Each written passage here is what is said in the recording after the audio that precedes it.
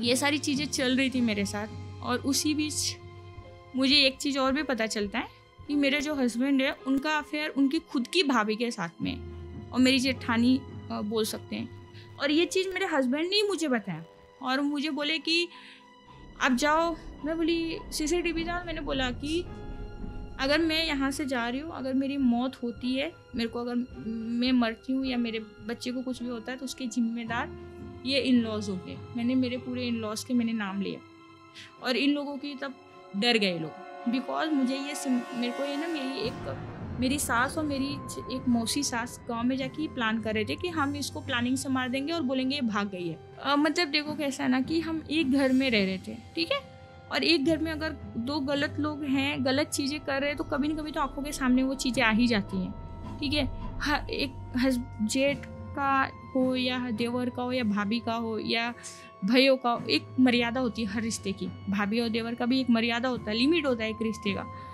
मैंने जैसे आपको बताया था कि शादी के स्टार्टिंग में लोग मेरा बेडरूम बाहर से लॉक करके चले जाते थे। बाद में ना बहुत सारी चीज़ें ऐसी हुई, जब मैंने कई बार इनको रंगे हाथ पकड़ा। मैंने बाहर से दरवाज़ा लॉक कर दिया रात को, मेरी सास ने मेरे को लॉक करके इनको खोल के बाहर निकाल दिया। मैंने सोचा तब मैं बिल्डिंग में सबको दिखाऊंगी।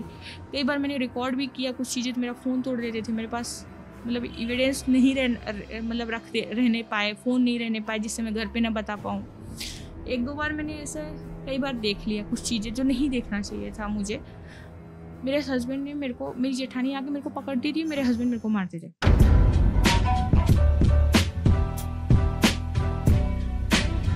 So yeah, hello, this is Dishang Dimle. Welcome back to the podcast. आज का podcast is going to be really amazing because बहुत सारी चीज़ें अभी मैंने 1 घंटा हम लोग ने कैमरा के पीछे बात किया है और इतने सारे चीज़ें डिस्कस की है। जो गेस्ट हैं हमारे, उनका नाम तो नहीं लेंगे हम, फर्स्ट ऑफ ऑल नाम नहीं लेंगे और ये नहीं बताएंगे कि क्या है, बिकॉज उन्होंने डिसाइड कर लिया कि उनकी आइडेंटिटी हिडन रहनी चाहिए और वो इस चीज़ से बाहर आए हैं और उनको ये नहीं चाहिए कि उनकी वजह से किसी को हार्म पहुँचे, हानि पहुँचे या फिर किसी को बुरा लगे। तो वो अपना आइडेंटिटी सिर्फ छुपा के स्टोरी फ्रंट रखना चाहते हैं। तो please keep your hands together for our guest for today.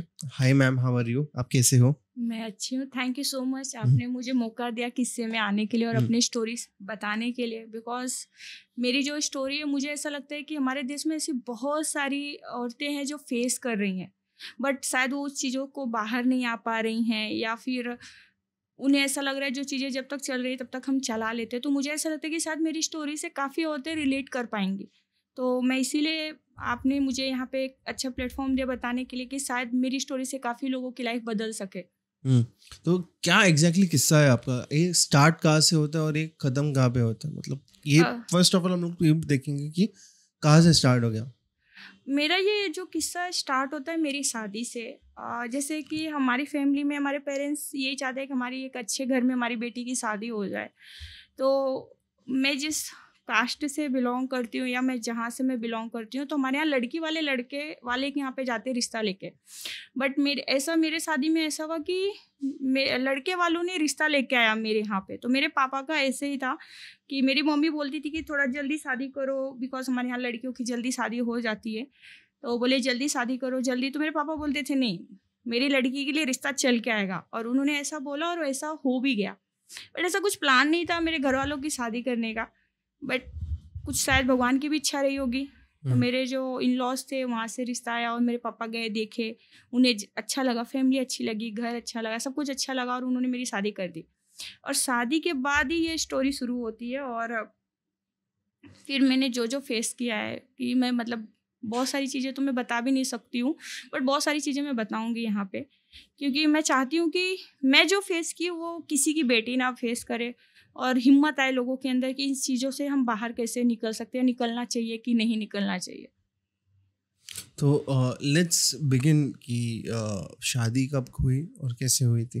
मतलब आप ये बोल रहे कि अरेंज मैरिज तो थी, बट हाँ, कौन से साल में हुई थी ये? 2011 में। 2011 में मेरी शादी हुई और 2010 में मेरी सगाई हुई। और मैं जस्ट 18, मेरी सगाई और शादी में कुछ 9 महीने का डिस्टेंस था, बिकॉज दिसंबर में मेरा 18 कंप्लीट होता, इसीलिए होल्ड था। और 18 कंप्लीट होने के बाद उन्होंने मई में मेरी शादी की और शादी में ही विदाई हुई, जैसे कि अभी हो रहा है। और शादी के बाद जब मैं जिस दिन मेरी शादी हुई, शादी में ही मेरे इन लॉज ने झगड़े बारात में ही कुछ चालू हो गए थे। तो फिर मतलब समझ में नहीं आया मुझे कि चीज़ें क्या हुई, कैसे हुई, क्या हो रहा है।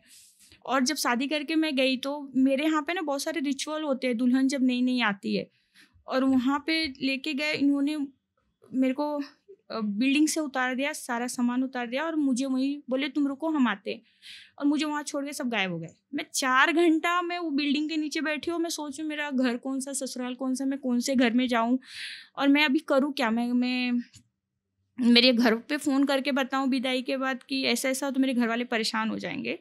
तो मैं ये सोच के मैं 4 घंटा वहाँ मतलब बिल्डिंग के नीचे मैं बैठी हूँ, और बैठे मैं समझ ही नहीं आ पा रहा मैं क्या करूँ। फिर मेरी जो ननद थी, उनकी ननद, छोटी छोटी बच्चियाँ थी 10-12 साल की, वो लोग आए और बोलते भाभी चलो।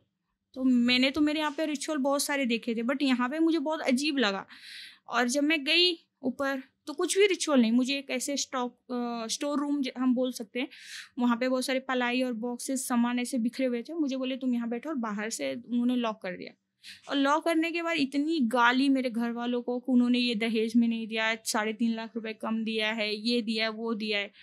और मतलब आपस में सब लड़ रहे हैं तो, और मैं पूरी रात जागी हुई थी शादी के टाइम पे, बहुत रोया था। तो मुझे ना एकदम मैं वीक फील कर रही थी, मैं सो भी गई। और सुबह मैं 7-8 बजे पहुंची थी घर में, 10-11 बजे गई होंगी, और मैं फिर शाम को 8-9 बजे मेरी ननद ने दरवाज़ा, हाँ, तो मेरी ननद ने मुझे बोला कि आप चलो, आपका रूम वो है। उन्होंने निकाला मुझे और मैं गई मेरे रूम में, जो रूम मुझे उन्होंने दिया था।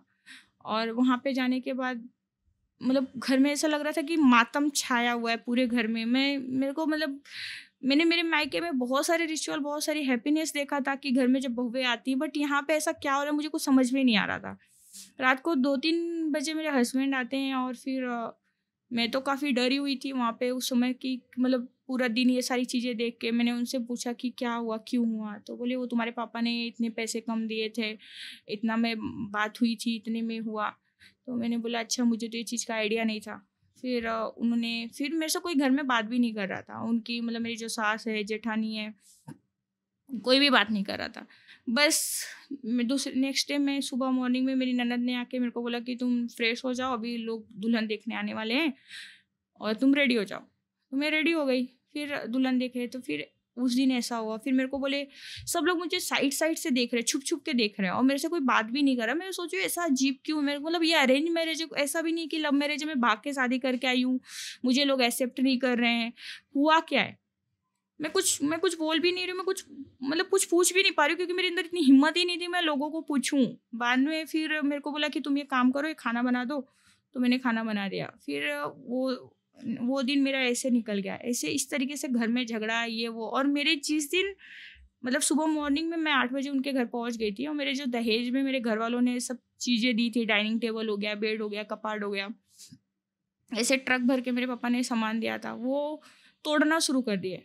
क्यों पता नहीं, वो डाइनिंग टेबल तोड़ दिया, सारी चीजें तोड़ दी। तो मेरे को ऐसा, मेरी मम्मी आपके सामने तोड़ रहे थे? हाँ, मेरे सामने तोड़ रहे थे। मेरी मम्मी ने मुझे ये बोला था कि कभी तुम ये जाके मत दिखाना कि मैं एक बड़े बाप के घर की लड़की हूँ, मेरे माँ ने ये सामान दिया है, ये तुम्हारे घर में नहीं, किसी को हर्ट नहीं होना चाहिए। तो जब वो लोग मेरे सामने तोड़ भी रहे थे तो मैं सोची कि मेरे घर वालों ने दे दिया, अब ये यूज करे या तोड़े या फेंके। बुरा तो लग भी रहा था, लेकिन मैं नहीं, शो नहीं किया मैंने, मुझे हर्ट हो रहा है कि आप क्यों इतनी महंगी चीजें मेरे पापा ने कैसे कैसे आपको दिया, आप लोग ऐसा क्यों कर रहे हैं। मेरी हिम्मत ही नहीं, मैंने पूछा भी नहीं। और फिर बोलते थे तेरे ऐसे बेड में स्क्रैच करके देखो, तुम्हारे नकली सामान दिया है, ये तो टीवी छोटी दी है, ये तो फ्रिज डुप्लीकेट दिया है, ये तो डाइनिंग टेबल तो कांच ही टूट गया, इसको ऐसे ही खराब दिया हुआ है, ये तो मिक्सर ही नकली है। ऐसे मतलब मेरे को टॉर्चर कर देते। तो मैं बोलती थी ठीक है, अभी मेरे पापा ने दिया, मैं तो शॉपिंग करने गई नहीं थी, अभी उनको समझा नहीं होगा, जो भी दे दिया दे दिया। तो मुझे इस तरीके से बोला जाता था। फिर भी मैंने ये सारी चीज़ें मैंने घर पे बताया ही नहीं। और आफ्टर 4 या 5 डेज़ के बाद मेरी फैमिली आती है, हमारे यहाँ पे चौथ बोलते हैं, पग फेरा भी जो बोलते हैं, वहाँ पे हमारे यहाँ चौथ बोलते हैं। तो चौथी पे सब मेरे फिर और भी बहुत सारे गिफ्ट और मिठाइयाँ और सामान लेके आते हैं ससुराल वाले। तुम्हारे घर वालों ने साड़ी इतनी सस्ती दी है। मैं आपको बताना चाहूँगी 2011 में जब मेरी शादी हुई थी ना, मेरे पापा ने उस वक्त 25 लाख रुपीज़ खर्चा किया था, और आज के टाइम पे काफ़ी बड़ा अमाउंट है, लेकिन उस टाइम पे उस लेवल पे उन्होंने शादी की थी। और फिर यही सारी चीज़ें चल रही थी। मैं सारी चीज़ें बस बर्दाश्त कर रही थी कि मतलब मैं नहीं चाहती थी कलेश हो घर में। मुझे ऐसा लगता था कि मैं सारी चीज़ें बर्दाश्त करूँगी तो इन लोग के अंदर मेरे लिए प्यार आ जाएगा, एक दिन सारे लोग समझ जाएंगे कि क्या है क्या नहीं है। और अगर मैं मतलब जवाब दूंगी तो झगड़े होंगे, घर में कलेश मचेंगे। इससे अच्छा इनको जो करके खुशी मिलती है लोग करें। ये सारी चीज़ें चल रही थी मेरे साथ। और उसी बीच मुझे एक चीज़ और भी पता चलता है कि मेरे जो हस्बैंड है उनका अफेयर उनकी खुद की भाभी के साथ में है और मेरी जेठानी बोल सकते हैं। और ये चीज़ मेरे हस्बैंड ने ही मुझे बताया और मुझे बोले कि आप जाओ, आप बॉम्बे जाओ, मैं बॉम्बे से हूँ, आप बॉम्बे जाओ, वहाँ पे पढ़ाई करो, स्टडी करो। तो मैं बोली अगर मैं अभी जस्ट शादी को 1 महीना ही हुआ है, मैं अगर बॉम्बे चली जाऊँगी तो लोग मेरे को बोलेंगे कि मतलब क्या हुआ, ससुराल में कोई प्रॉब्लम हो गई, मेरे माँ बाप के। ये जब उसने बोला तो सिचुएशन क्या थी? मतलब मेरे को ये समझना है कि उसको बेशर्म भी नहीं है कि ये बोल रहा है, मतलब छुपा रहा है ठीक है, बट खुले खुले एक्सेप्ट भी कर रहा है वो सामने से। और छुपाना भी गलत है और बोलना भी गलत है, बट ये कर रहा ही क्यों था फर्स्ट ऑफ ऑल? ये सिचुएशन ऐसी हुई कि मेरी शादी के बाद बहुत सारी चीज़ें, जैसे कि अभी मैं बताने जाऊंगी बहुत सारी चीज़ें, बहुत टाइम जाएगा। तो मैंने जितना टाइम जाएगा उतना ठीक है, कोई इशू नहीं है। घर में ये जो कलेश चल रहे थे उनके घर वालों का जो एक्टिविटीज़ थी, उनकी मेरी जो सिस्टर इन लॉ है, जेठानी जी वो है, उनकी भाभी उनकी जो भाभी है उसकी जो हरकतें थी, रोना गाना, नौटंकी करना, तुम्हारा तो तुम ऐसी साड़ी क्यों पहन रहे, तू तो मतलब तुम अमीर हो, घर से हो, मैं गरीब घर से हूँ, ये सारी चीज़ें चल रही थी। तो पता नहीं एक दिन सडनली 3 या 4 बजे के टाइम है, मेरे हस्बैंड आते हैं और मेरी जेठानी के बेडरूम में ही बैठ के वो मेरे को बोलते खाना लेके आ, मैं खाता हूँ। मैं खाना लेके गई, मैं भी वहाँ हूँ, मेरी जेठानी भी वहीं है। और उन्होंने मेरे को बोला कि मेरा इनके साथ अफेयर है। तो मेरे को लगा झूठ बोल रहे हैं। मैं बोली उनके सामने ही बोला। तो मुझे मैं बिलीव नहीं की, क्योंकि जॉइंट फैमिली ऐसे कैसे पॉसिबल हो सकता है, कोई अपने भाई को, कोई अपने हस्बैंड को कैसे चीट कर सकता है। तो मैं बोली ठीक है, कुछ भी बोलते, देख रहे हो आप भाभी कैसे बोल रहे हैं, आपके देवर, इनको 2 झापड़ लगाओ, आप ऐसे आपके ऊपर बोल रहे हैं। तो मुझे लगा मजाक कर रहे होंगे, जला रहे होंगे, मैंने उसको सीरियस लिया नहीं। खाना खाए कसम खाए, बोलते खाना के अन्न की कसम खाता हूँ, मेरा इनके साथ अफेयर था। और वो लेडीज ने कुछ बोला ही नहीं, वो चली गई टेरेस पे, हमारे जॉइंट मतलब घर में टेरेस भी था, वहाँ चली गई। मैं मेरे हस्बैंड को बोल, आपको शर्म नहीं आ रहा है, आप ऐसे कैसे बोल रहे हो कि आपकी भाभी के साथ अफेयर है, मतलब आप माँ समान होती है भाभी, आप ऐसे कैसे बोल सकते हैं, ये कुछ और बोले होते तो मैं समझती, ऐसा कैसे बोल रहे हो आप। बोलते तेरे को सच नहीं लग रहा है, ये सच है। तो मैं बोली नहीं, मैं नहीं मानती, आपको जो करना है मतलब झूठ बोल रहे हो, ऐसा मैंने बोल दिया और मैंने वहाँ पे बातें ख़त्म कर दी। फिर नेक्स्ट डे उन्होंने मेरे को फिर बताया कि ऐसा है। तो मैंने ऐसे मजाक मतलब उन्होंने बोला, मेरे को लगा कि ठीक है अगर ऐसा बोल रहे तो स्टोरी क्या है, मैंने जानना चाहा। मैं बोला अच्छा अफेयर स्टार्ट कैसे हुआ था, कब से हुआ था, कितना टाइम हो गया। मैंने भी फिर मतलब जानने की कोशिश की, मुझे बिलीव नहीं था कि ये चीज़ें ऐसी है, बट मैंने बस जानना चाहा कि एक्चुअल में क्या स्टोरी है, मेरे को बता रहे हैं। तो उन्होंने बताया कि जब उनके भाई की शादी हुई थी उसके 2-4 महीने के बाद ही और इनका और इनके भाभी का ऐसा मतलब फिजिकल हुए वो, और ये सारी चीज़ें हुई। उस वक्त कोई घर में नहीं था। तो मैंने बोला तुम्हारी भाभी ने शोर नहीं मचाया, मतलब तुमको मारा नहीं, तुम्हारी हिम्मत कैसे हो गई, मतलब इस तरीके से तुमने चीज़ें की हैं। बोले कुछ नहीं, हम मतलब उन्होंने कुछ नहीं बोला, हमारा ऐसा हो गया। मेरे को मतलब उस वक्त मुझे ऐसा लगता था मतलब मैं जिंदा ही क्यों, मेरे पैरों तले जमीन खिसक गई। पर कहीं ना कहीं मन में था कि नहीं हो सकता ये स्टोरी बना रहे हो, झूठ बोल रहे हो, ये पॉसिबल ही नहीं है कि मतलब एक घर में कोई रह के और ये मतलब मेरे को ऐसा लगा कि झूठ ही बोल रहे हैं। मुझे बिलीव ही नहीं हो रहा था कि ये हो रहा है। मैंने बोला ठीक है अभी तुमने मुझे बोला लेकिन किसी को बोलना मत, ये बहुत बुरी बात है। मैंने बोला मेरे को बिलीव नहीं हुआ ये सारी चीज़ें। बाद में घर में रहते रहते क्या होता था, रात को मेरा बेडरूम बाहर से लॉक करके चले जाते थे, 1-1.5 घंटे के बाद आते थे। तो 1 बार हुआ, 2 बार हुआ, 4 बार हुआ। तो मैंने इसे पूछना शुरू किया कि क्यों जाते हो आप बाहर, रात में ही क्यों जाते हो, दिन में क्यों नहीं जाते हो। मास्टर बेडरूम था तो बोलते कि नहीं मैं बाहर फ्रेश होने जाता हूँ। मैंने बोला ठीक है होगा। बट फिर मैंने ना कुछ हरकतें इन दोनों का देखना शुरू कर दिया, मतलब नज़रों में आने लगा। अगर आप गलत वे में हो तो चीज़ें छुपती नहीं है, सामने आ जाती है।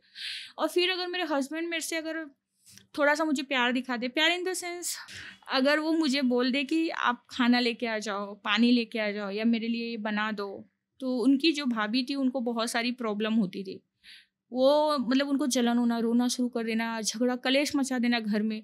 तो मुझे ना समझ में नहीं आता था कि मतलब ये कलेश क्यों मचा रही है। मतलब ऐसा कोई बात ही नहीं हुआ है कि कलेश मचाने जैसा, कि मतलब खाना ही तो मांगा है, कपड़ा ही तो बोला है धोने के लिए, कपड़ा ही तो मांगा है, और मैं उनकी वाइफ हूँ, तो मेरा ये धर्म है कि मैं उनके लिए करूँ ये सारी चीज़ें। मुझे अच्छा लगता था उनकी फैमिली के लिए काम करना, उनके लिए काम करना, पर ना मुझे समझ नहीं आता था। जब ये मेरा रात को बेडरूम लॉक होने लगा, तो फिर उन्होंने जो मेरे को बोला था, कहीं ना कहीं फिर मेरे माइंड में ये आने लगा, कहीं ये बातें सच तो नहीं है। मेरे सामने बात नहीं करना, फिर चोरी चोरी बातें करना, फिर कॉल पे बातें रात को करना, छुप छुप के बातें करना। जैसे मेरे हस्बैंड के साथ मुझे कहीं बाहर जाना है तो वो मतलब बाहर नहीं लेके जाते, मतलब मेरे को अकेले भेज देते थे, खुद घर में रहना। तो मेरे ना बहुत सारी चीज़ें मैंने ऑब्जर्व करना शुरू किया, और एक हस्बैंड की जो हरकतें होती है एक वाइफ अच्छे से समझती है। और मेरी जो जेठानी थी वो भी मेरे हस्बैंड की ये सारी बातें मेरे को बताती थी। तो मुझे लगा यार ये तो इनको कैसे पता, ये तो मुझे ही पता होना चाहिए, इन्हें कैसे पता चल सकता है ये सारी चीज़ें। फिर मैंने सोचा हो सकता है देवर भाभी हैं, कभी बता दिया एज अ फ्रेंड, उन्होंने चीज़ें शेयर कर दी होंगी। तो मैं ना इतना ऑब्जर्व नहीं कर रही थी। बाद में शादी के 2 महीने बाद ही उन्होंने, मेरे हस्बैंड ने मुझे मेरे घर भेज दिया पढ़ने के लिए, बोला जाओ तुम पढ़ो। मैं नहीं चाहती थी, लेकिन उन्होंने मुझे प्रेशर किया कि जाओ पढ़ो। मेरे को पढ़ना था, मैंने बोला मैं आपके साथ ही रह के पढ़ाई करूँगी, आपके पास कॉलेज है यहाँ पे घर के पास, करेस्पॉन्डेंस कर लूँगी, मैं साल में जाकर 2-4 दिन एग्ज़ाम दे के आ जाऊँगी। बोले नहीं। फिर मैं आने के बाद मेरे फैमिली ने मेरे को सॉफ्टवेयर इंजीनियरिंग का एडमिशन कराया, उसमें 2.5 से 3 लाख रुपए पापा ने मेरे भरा, और 9 महीना मैंने सॉफ्टवेयर इंजीनियरिंग की पढ़ाई किया। 9 महीने के बाद मेरी जेठानी को शायद बुरा लगा होगा कि वो तो इंजीनियर बन जाएगी तो आएगी, मेरी वैल्यू कम हो जाएगी। फिर मेरे हस्बैंड आए, मेरे को बोलते चल। मैं बोली अभी मैं तो पढ़ाई कर रही हूँ। बोलते वेकेशन में चलते हैं, 4 से 5 दिन के लिए। तो मेरे ससुर और मेरे हस्बैंड आए मुझे लेने के लिए, लेके गए। फिर वहाँ मेरे हस्बैंड बोले तेरे को जाना नहीं, अब मैं सुसाइड कर लूँगा, मैं पंखे से तेरी साड़ी लपेट के मर जाऊँगा, हाथ काट लूँगा। फिर मैं बोली अगर मैं, मतलब मेरे को इतना प्रेशर उन्होंने डाल दिया कि मुझे लगा कि अगर मेरा हस्बैंड ही नहीं रहेगा तो मैं पढ़ाई करके भी क्या करूँगी। और उस वक्त मैंने मेरे सपने, मैंने अपनी ड्रीम, मैंने सारी चीज़ों मैंने वहाँ पे ब्रेक किया। और मैंने सोचा कि समय के साथ शायद मेरे जो हस्बैंड है ये समझ जाएंगे कि एक टाइम ऐसा था कि जब मेरे हस्बैंड मेरे को फोर्सली भेज रहे थे पढ़ने। हाँ, तो मुझे ये चीज़ नहीं समझ रहा था कि मेरे हस्बैंड जो इतना चाहते थे कि मैं पढ़ाई करूं, वो मेरे को इतनी अच्छी अच्छी बातें करते थे। मैं चाहता हूँ मेरी बीवी पढ़े, मेरे घर में कोई नहीं पढ़ा है, मतलब जिसका इतना अच्छी सोच थी, वो सडनली ऐसे कैसे सोच बदल गई कि वो मेरे को सुसाइड करने की धमकी देने लगे कि मैं तुझसे इतना प्यार करता हूँ, तो तेरे बिन नहीं रह पाऊँगा, मैं मर जाऊँगा। तो मैं मेरे हस्बैंड के लिए मैंने मेरी पढ़ाई वहाँ पे क्विट कर दिया मैंने, जबकि मेरे पापा ने इतने मेहनत से पैसे भरे थे। फिर भी मैंने सोचा मेरा पति ही नहीं रहेगा तो मैं क्या करूँगी पढ़ के। मैंने सोचा एक टाइम के बाद इनको मैं समझाऊंगी, एक्सप्लेन करूँगी, शायद ये समझ जाएंगे। उस वक्त उन्होंने नहीं समझा। मैंने टाइम लिया, मैंने बात भी किया जहाँ पे मैं पढ़ रही थी इंजीनियरिंग की पढ़ाई, मैंने वहाँ पे भी टाइम लिया। उन्होंने बोला ठीक है बेटा, आप 1 से 2 महीना ले सकते हो, बाकी आगे हम कंटिन्यू कर देंगे। मेरे को लगा शायद इनफ होगा, बट नहीं हुआ। फिर मेरे फर्स्ट पे भी मैंने कंसीव किया मेरी बच्ची। और उस वक्त जब इन लोगों को पता, अच्छा हाँ मैं कुछ चीज़ें भूल भी गई बताने के लिए आपको, इतनी सारी बातें कि मैं क्या बताऊँ, क्या स्किप करूँ, मेरे को वही नहीं समझ में आता है। शादी के फर्स्ट मंथ में मुझे इन्होंने बोला कि आप माँ नहीं बन सकते हो, आप बाझिन हो। तो आपके पति ने बोला था? नहीं, मेरे इन लॉज ने। अच्छा। हाँ, इन लॉज ने बोला कि ये बाझिन है, इसको बच्चे नहीं होंगे। और उन्होंने मेरे पापा को भी फ़ोन किया, और उस वक्त मेरे पापा गांव गए हुए थे। उन्होंने बोला कि आपकी जो बेटी है कभी माँ नहीं बन सकती है, इसको कभी बच्चे नहीं होंगे, आपने मेरे बेटे के साथ गलत किया, मुंडी काट लिया। ऐसे क्यों बोल दिया? वो पता नहीं, मुझे भी नहीं समझ में। मेरी जेठानी जाके मेरे इन लॉज को पता नहीं क्या बोली क्या नहीं बोली, मुझे खुद भी नहीं पता। और इन्होंने सडनली मुझे इस तरीके से बोलने लगे कि आप बाझिन हो और आपको बच्चा नहीं होगा, तुमने मेरे बेटे की लाइफ खराब कर दी। फर्स्ट मंथ, शादी को पहला ही महीना हुआ था, और उस टाइप पे बोले लगे। तो मेरे पापा को फ़ोन करके बोले, और फिर मेरे पापा टेंशन में आ गए। तो मेरे पापा ने बोला एक काम करो, जो आपके एरिया में सबसे बड़ा हॉस्पिटल होगा आप जाके उसमें चेक कराओ, अगर मेरी बेटी के अंदर कोई प्रॉब्लम आती है तो मैं उसकी रिस्पॉन्सिबिलिटी मैं लेता हूँ, जो फिर आप बोलेंगे वो दवा कराऊंगा, क्योंकि मुझे भी ये चीज़ों के बारे में तो कोई नहीं बोल सकता है। और अगर नहीं आया कुछ प्रॉब्लम तो आपकी प्रॉब्लम है, फिर आप जानो, आपका काम जाने, मैं उसके बारे में नहीं बोलूँगा। इन्होंने मेरे को हॉस्पिटल भी लेके गए वहाँ पे, और उन्होंने वहाँ पे मेरा सोनियोग्राफी कराया, ब्लड टेस्ट कराया, तो डॉक्टर ने बोला सब नॉर्मल है। एज पूछा उन्होंने, सारी चीज़ें बोली, अभी इतनी क्या जल्दी है बच्चे की, अभी तो 1 ही महीना शादी को, 18 साल की है लड़की है, आप क्यों बच्चा चाहते हो इतना जल्दी। बोलते नहीं ये बाजी ने ऐसा ऐसा है। तो बोले कुछ नहीं है, रिपोर्ट में कुछ भी नहीं है, सब नॉर्मल है, इट्स ओके। फिर मेरे पापा आए गांव से, जब इनके घर पे गए, बोले कि आप बताओ कि क्या रिपोर्ट में आया। तो मेरे जो ससुर इतना गंदा मेरे पापा को बोला, उन्होंने बोला कि वो मतलब मैं बोलूँ भी कि नहीं बोलूँ मुझे नहीं समझ में आ रहा है। उन्होंने बोला कि वो आपकी जो लड़की है ना उसको अंडे नहीं बनते, इस तरीके से उन्होंने वर्ड यूज़ किया। मुझे उस वक्त ये भी नहीं पता था ये चीज़ें होती क्या है, और वो मैं मेडिसिन दवा करवा लूँगा, ट्रीटमेंट हो जाएगा तो बच्चे हो जाएंगे। मेरे पापा बोले बस यही प्रॉब्लम है, आप चाहते हो मैं इलाज करवाऊँ, रिपोर्ट दो मुझे। रिपोर्ट भी उन्होंने नहीं दिया मेरे पापा को। और मुझे इतनी शर्म आई कि ऐसी बातें मेरे पापा के सामने हो रही है। मुझे शर्म भी आ रहा था, रोना भी आ रहा था, बट ये था कि घर की इज्जत बचाना है, किसी भी तरीके का क्लेश नहीं होना चाहिए जिससे मेरे घर पे इसका इफेक्ट पड़े। मैंने सुना, मैंने सब कुछ बर्दाश्त किया, और ये सारे प्रोसेस ऐसा चलता रहा जिसमें मतलब बहुत, इसके बीच में भी बहुत सारी चीज़ें हुई हैं। और फिर नेक्स्ट स्टेप पे जैसे मैं आपको बता रही थी कि जब मैं कंसीव की फर्स्ट बेबी मेरा, तो 2 या 3 महीने की मैं पेट से थी, और मेरे को पता ही नहीं चला। अचानक से घर में सब कुछ नॉर्मल रहता, तो अचानक से सारी चीज़ें बिगड़ जाती थी। मेरे ससुराल वाले ना मेरे हस्बैंड को पुश कर दे रहे कि आप आपकी वाइफ को मारो, पीटो, गाली दो, अब्यूज करो। अगर आप नहीं करते हो तो आप मर्द नहीं नामर्द हो, आप जोरू के गुलाम हो। अगर आप बीबी को नहीं मारते हो, बीबी को गाली नहीं देते हो, तो आप ना मर्द है, मर्द ही नहीं है। मतलब ये डिसाइड करता है कि एक पति अगर अपनी पत्नी को मारेगा तो वो मर्द है, अदरवाइज वो मर्द है ही नहीं। कौन बोला ये? मेरे सास, मेरे ससुर, मेरे जेठ जेठानी, ये लोग इस तरीके से उनको मोटिवेट करते थे कि आप बीबी को पीटो। और फिर मैं जब पेट से थी तो मेरे हस्बैंड ने मुझे फर्स्ट टाइम मारा था, और इतना मारा था, मुझे फुटबॉल की तरह पटक पटक के मारा था, उठा के फेंक दिया पूरा, मेरे पूरी बॉडी में से स्किन निकल गई थी पूरा। बट मारा क्यों? उन्होंने ऐसे, मेरे को भी नहीं पता चला, दोपहर में 12:30 या 1 बज रहे थे। घर में बोलते तेरे बाप को बोल कि शादी में 3 लाख रुपए कम दिया था, उसको बोल उधर का जो घर है बॉम्बे में तेरे पापा का, वो मेरे नाम पे लिख दे, नहीं तो मेरे को इतना गहना बनवा के दे, गोल्ड दे। तो मैंने उनको बोला कि मुझे लगा ठीक है आपको ये सब चाहिए तो जॉब आप खुद कमाओ ना, मैं भी कमाती हूँ, हम मिल के लेंगे, हम खुद खरीदेंगे। मैं मेरे बाप से नहीं मांगूंगी, बिकॉज मेरे और भी भाई बहन है, मेरे पापा की और भी लाइफ है, तो मैं उनसे क्यों लूँ? उनको जो करना था कर दिए शादी में, मैं नहीं मांगूंगी। तो इन्होंने मुझे मार मार के ना मेरे पापा को फ़ोन लगाते थे बार बार। उन्होंने 12 बार फ़ोन लगाया था, और मैंने 12 बार बोलते तेरे बाप को फ़ोन कर और बोल तेरे को लेके जाए यहाँ से। मैंने फ़ोन को कट कर दिया।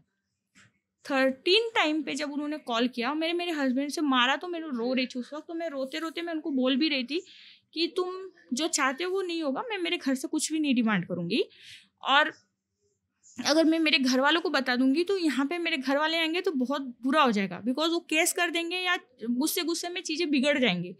तो मैं नहीं बताने वाली हूँ, तुमको मारना है मेरे को मार डालो, ख़त्म कर दो, लेकिन मैं मेरे घर पे नहीं बताऊंगी। और मेरे फ़ोन चालू था, मेरी मम्मी ने सुन लिया, और मम्मी ने सुना, मेरी मम्मी घबरा गई और उन्होंने मेरे को फ़ोन दे दिया। मैं मम्मी को बता रही हूँ नहीं मम्मी कुछ नहीं हुआ है, कुछ नहीं हुआ। मेरे हस्बैंड ने मेरी मम्मी को खुद बताया मैंने तुम्हारी बेटी को मारा है, तुम लेके जाओ यहाँ से, बिकॉज मुझे गोल्ड चाहिए। और मेरी मम्मी तो घबरा गई, और यहाँ से जाने में 3 से 4 घंटे लगते हैं। मेरी मम्मी परेशान, और ये मतलब 12 बजे से ये मारपीट झगड़ा 3 से 4 बजे तक हुआ।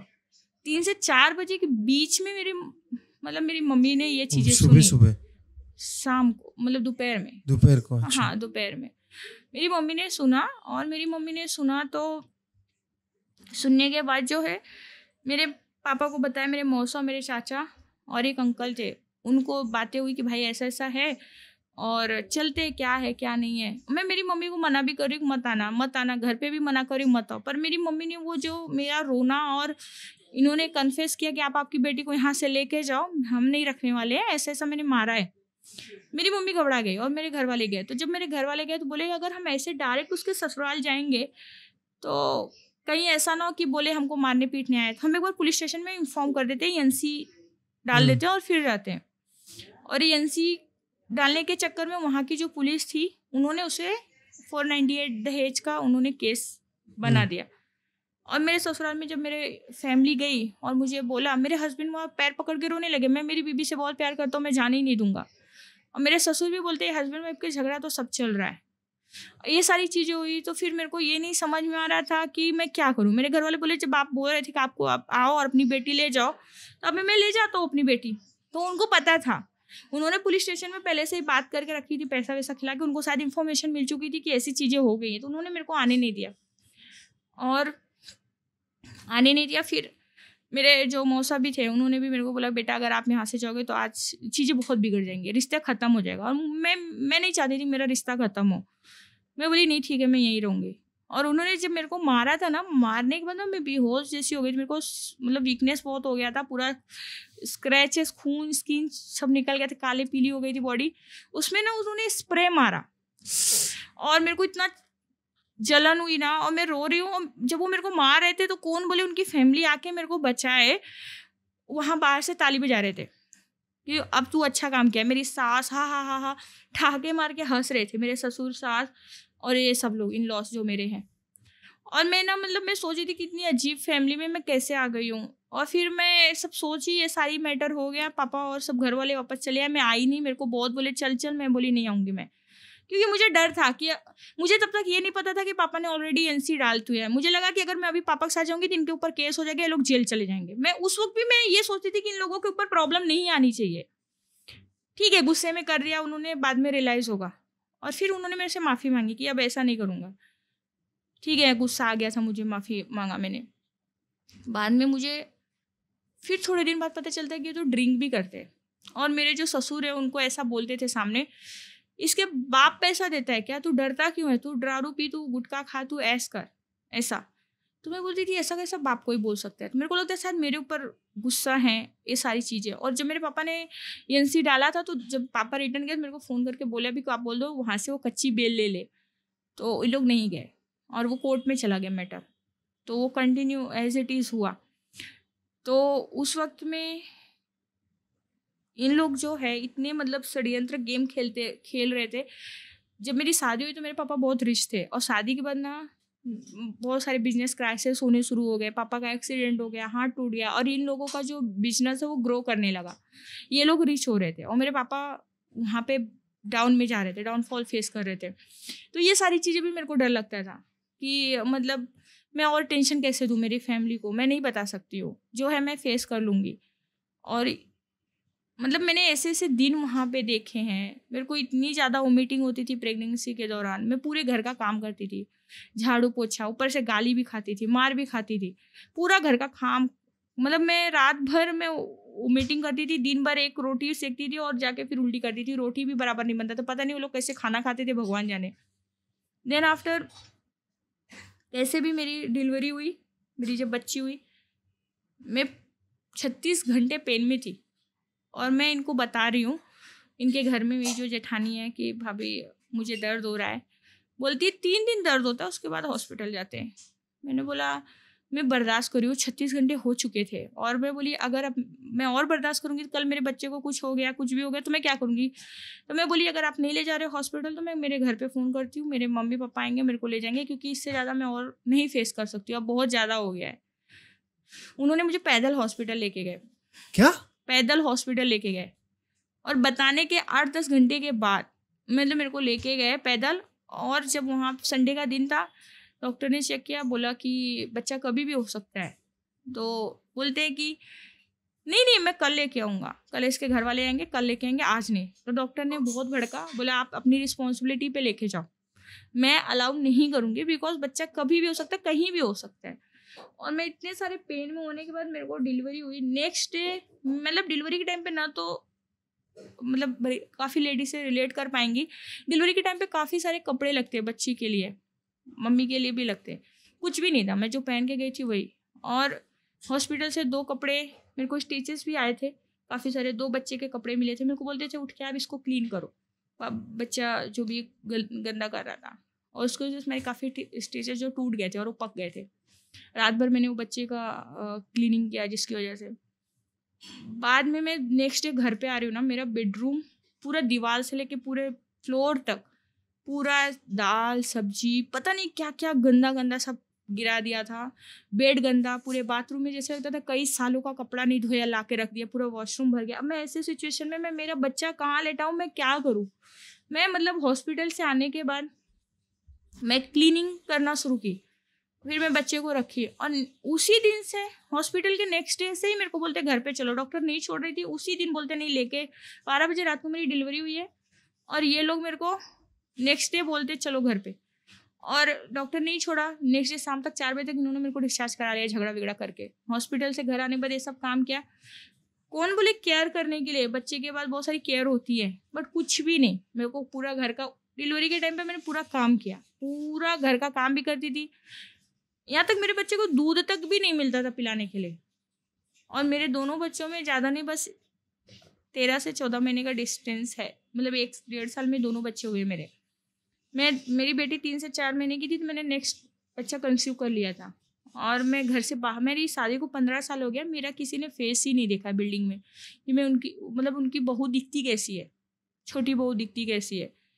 मेरे बच्चे की तबीयत खराब रहता था, हॉस्पिटल ना लेके जाना। और फिर मेरे हस्बैंड के साथ फिर मेरा झगड़ा यही से शुरू होता था कि मतलब तबीयत खराब है, एक लेवल तक चलो घर पे मम्मी को हस्बैंड को नहीं लेके जाते थे। बच्चा बहुत ज़्यादा सीरियस होता था तो फिर मैं किसी और को नहीं, मेरे हस्बैंड को ही मैं बोलती थी, उनसे ही मैं फाइट करती थी कि आप क्यों नहीं लेके जा रहे हो, इतनी क्या मजबूरी है, आपके पास भगवान ने सब कुछ दिया, पैसा दिया। मैं कोई फालतू के खर्चे तो बोल नहीं रही हूँ, मैं आपको यही बोल रही हूँ कि बच्चे को, ये आपका भी बच्चा है, मेरा ही नहीं, आपका भी बच्चा है, हॉस्पिटल लेके चलो।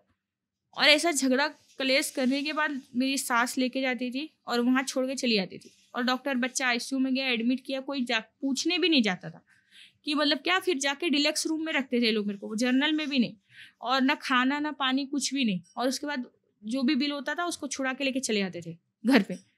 इसी तरीके से मेरे मतलब 2-3 साल मेरे ऐसे कटे, दोनों बच्चे हो गए। नेक्स्ट बच्चा जब हुआ तो उसके टाइम पे भी बहुत मतलब मैं भी मर के बची, मेरा बच्चा भी बहुत सीरियस कंडीशन में था, डॉक्टर ने जवाब भी दे दिया था।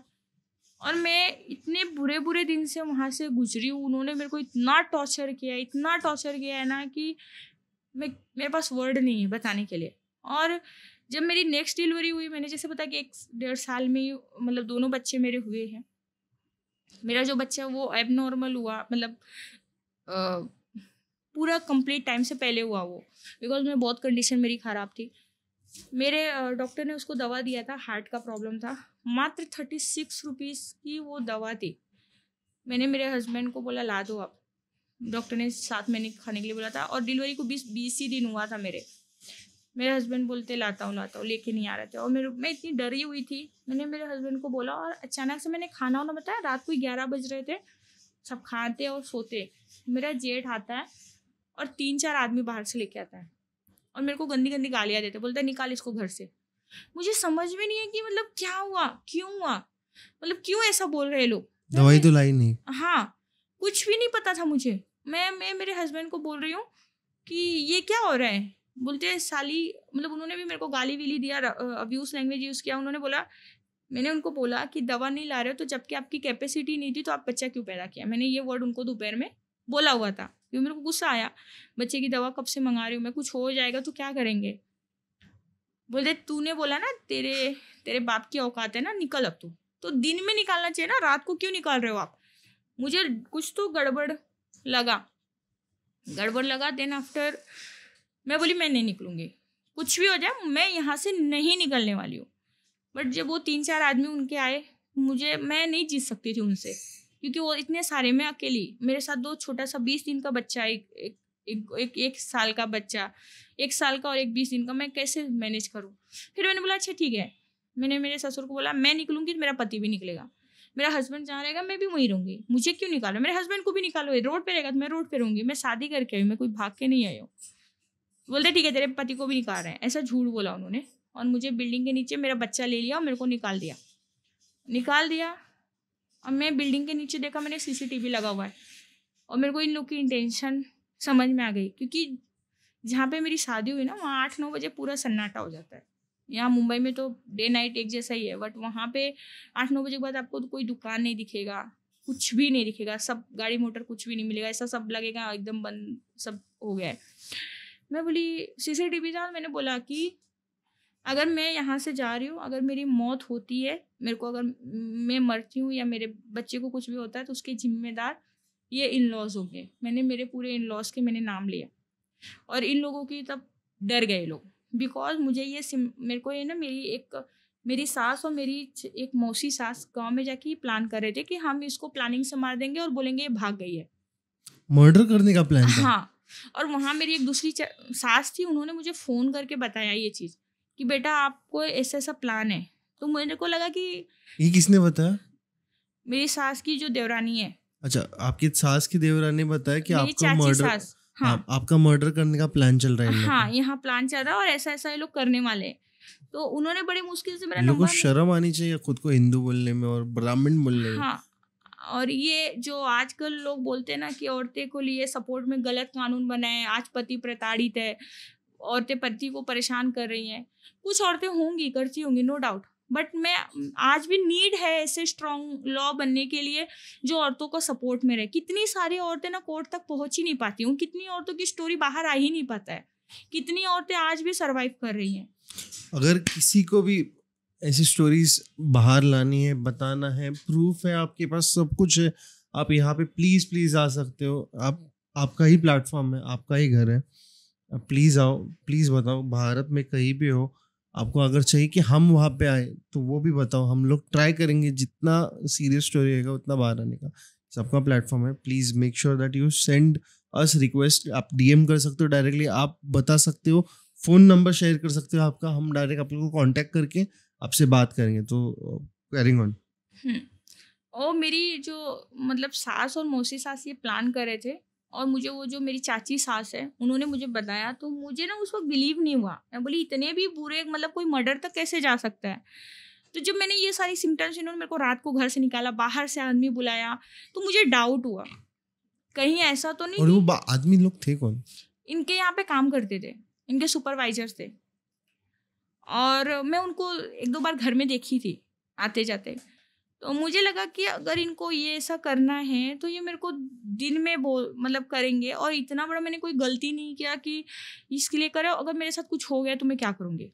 तो मैंने वो सीसीटीवी में बोल दिया और मैंने बोला मुझे मेरे दोनों बच्चे चाहिए, और दोनों बच्चे वो देने के लिए रेडी नहीं थे। बेटी को दिया था, बेटे को नहीं दे रहे थे। मैंने बोला नहीं, मुझे मेरा बेटा भी चाहिए, मेरा जब तक बेटा नहीं मिलेगा मैं गाड़ी में नहीं बैठूंगी। बोलते थे 4 व्हीलर में बैठ, मैं बोली नहीं बैठूंगी जब तक मेरा बच्चा मुझे नहीं मिलेगा। और मुझे पता था कि वहाँ पे सीसीटीवी है, इसलिए मैं सारी चीज़ें ज़ोर ज़ोर से मैं बोल रही थी कि कल अगर मुझे कुछ हुआ तो एज अ एविडेंस मेरे घर वालों को मिल सके। तो इन्होंने मेरा बेटा लाया और मेरे हस्बैंड आए, गाड़ी खोली, बोली चल बैठ। मैं बोली तुमने अपना दिखा दिया फर्ज, अब मेरे को छोड़ दो मेरे हाल पे, मैं अब यहाँ से कहीं भी जाऊँ, जब तुमने निकाल दिया बचा ही क्या है। बोलते नहीं बैठ, मैं चलता हूँ तेरे साथ, हम अलग रहेंगे। मैं बोली मुझे नहीं रहना अलग, आप रहो आपकी फैमिली के साथ में। बोले नहीं चल बैठ। मैं जैसे गाड़ी में बैठी, मैं थोड़ा सा आगे वो लेके गया और गाड़ी उन्होंने स्टॉप किया, और पीछे से मेरे ससुर, जेठ और 2-4 आदमी दोनों तरफ से गाड़ी खोले, धड़ाधड़ बैठना शुरू किया। जब वो खोले गाड़ी तो मैंने तुरंत फ्रंट सीट पे थी, मैं खोल के बाहर निकल गई, क्योंकि मतलब जब बात हो गई, आपने निकाल दिया तो आप लोग क्यों मेरा पीछा क्यों कर रहे हो। मुझे वहाँ पे इन लोगों के ऊपर शक हो रहा था, क्योंकि मेरे को पहले से जब पता था। तो मैं स्टॉप पे उतर गई और मैं बच्चा लेके, मेरा जो बेटा है, बेटी गाड़ी में छोड़ दिया मेरे हस्बैंड के पास। मैंने जो बेटा था वो 20 दिन का था, क्योंकि ये लोग बच्चा ही छीन रहे थे, बेटे को ही छीन रहे थे। तो इसके लिए मैं वो बेटा ही अपने पास रखी और मैं आगे चलने लगी। मैं बोली मेरे हस्बैंड को तुम जाओ भाड़ में, और तुम जाओ अपने घर वालों के साथ गाड़ी में, मैं अकेले चली जाऊँगी। यहाँ से मेरे को कोई भी गाड़ी मिल जाएगी, मैं चली जाऊँगी मेरे घर पे। मेरा जेठ आया पीछे से और मेरी साड़ी खींच लिया पूरी। मैं रोड पे, मतलब रात को 12-1 बज रहा था, रोड पे मैं पूरी नंगी हो गई और मैं बैठ गई। मैं घूंघट लेती थी, हमारे में जेठ टच भी नहीं करते, उनकी परछाई भी नहीं, शैडो भी नहीं पड़ना चाहिए भैयों पे। मैं बैठ गई, उन्होंने मेरे को बहुत मारा, और ऐसा मारा ना, मेरे कान से सुनाई देना बंद हो गया। मेरा पूरा दे बेटा दे, बेटा दे, बच्चा दे, बच्चा दे, ऐसा मार रहे। मेरा ससुर बच्चा छीन रहा है और मेरे को मार रहा है। वो मेरे लिए मतलब बहुत बड़ी बात थी, मतलब बहुत, इससे बुरा और कुछ नहीं हो सकता था। मेरा हस्बैंड वहाँ पे खड़ा होकर तमाशा देख रहा है और वो 2-4 आदमी देख रहे हैं। फिर वहाँ पे रोड पे काफ़ी लोग जमा होने लगे, गाड़ियाँ रुकने लगी रोड पे। जब मेरे को मारते हुए लोगों ने देखा, मेरा हस्बैंड आया। फिर वहाँ पे मेरे हस्बैंड ने मेरे साथ धोखा किया, बोला तू गाड़ी में बैठ, बोले तुम मेरी बीवी को मारा, गलत किया, गाड़ी में बैठ। और उन्होंने मेरे को बैठा, गाड़ी लॉक कर दी और थोड़ा सा आगे गए वो, मैं पुलिस स्टेशन में बोली मेरे को पुलिस स्टेशन जाना है, मेरे को अभी पुलिस स्टेशन में बताना है कि मेरे साथ क्या हुआ है। ये डर गए, उनको लगा पुलिस स्टेशन में जाऊंगी तो ये लोग फंस जाएंगे। ये गाड़ी लॉक किया और मैं गाड़ी खोल भी नहीं पा रही हूँ। फिर ये चेक पोस्ट पे आता था तो मैं वहाँ पे शीशे पे ऐसे हाथ मारती थी कि एटलीस्ट रिकॉर्ड होना चाहिए कि मतलब मैं कुछ भी हो मेरे को हेल्प मिल जाए, कैसे भी हेल्प मिल जाए। और मेरे पास फ़ोन भी नहीं रहता था, लोग फ़ोन तोड़ देते थे, मेरे घर वाले देते थे, अगर मैं छुपा के कहीं रखी हूँ तो फ़ोन तोड़ देते थे, इनको मिल जाता था फ़ोन। तो मैं बच्चा आगे गया और इन्होंने आगे रास्ते में गया तो मेरे जो ननद के हस्बैंड है और उनके जो जीजा हैं वो फाउंटेन पे मिले इनको। Do you yet want her to stay? Do you yet want her to continue the relationship or to give divorce? Divorce देने का है ना, समझा ना मैं क्यों बोल रहा था। आप है ना जरा समझ के बात किया करो इसलिए, because that is what now I'm mad. I'm seriously mad. मेरे को गुस्सा आ रहा है अभी। प्लीज आप वो आगे की बात है आप करेंगे, बट ये समझ लो कि नहीं, that is it, limit, full stop. फिर मेरे जो ननद के हस्बैंड है और उनके जीजा वो भी मिले और उन्होंने इन लोग ने बताया कि ऐसा ऐसा ये सीन क्रिएट किए रास्ते में, जितने भी चेक पोस्ट है सब पे ऐसा ऐसा की, बिल्डिंग में भी बोली अभी क्या करना है, अगर अभी हम इसके मायके छोड़ें तो भी हम फंसेंगे, अगर इसका यहाँ पे रास्ते में काम तमाम किया तो भी हम फंसेंगे। और उसके बाद उन्होंने शायद कुछ प्लानिंग की कि इसको ले जाओ अभी अलग रखो या घर में रखो या जो भी है, या अगली बार प्लान करके प्रॉपर चीज़ें करेंगे हम।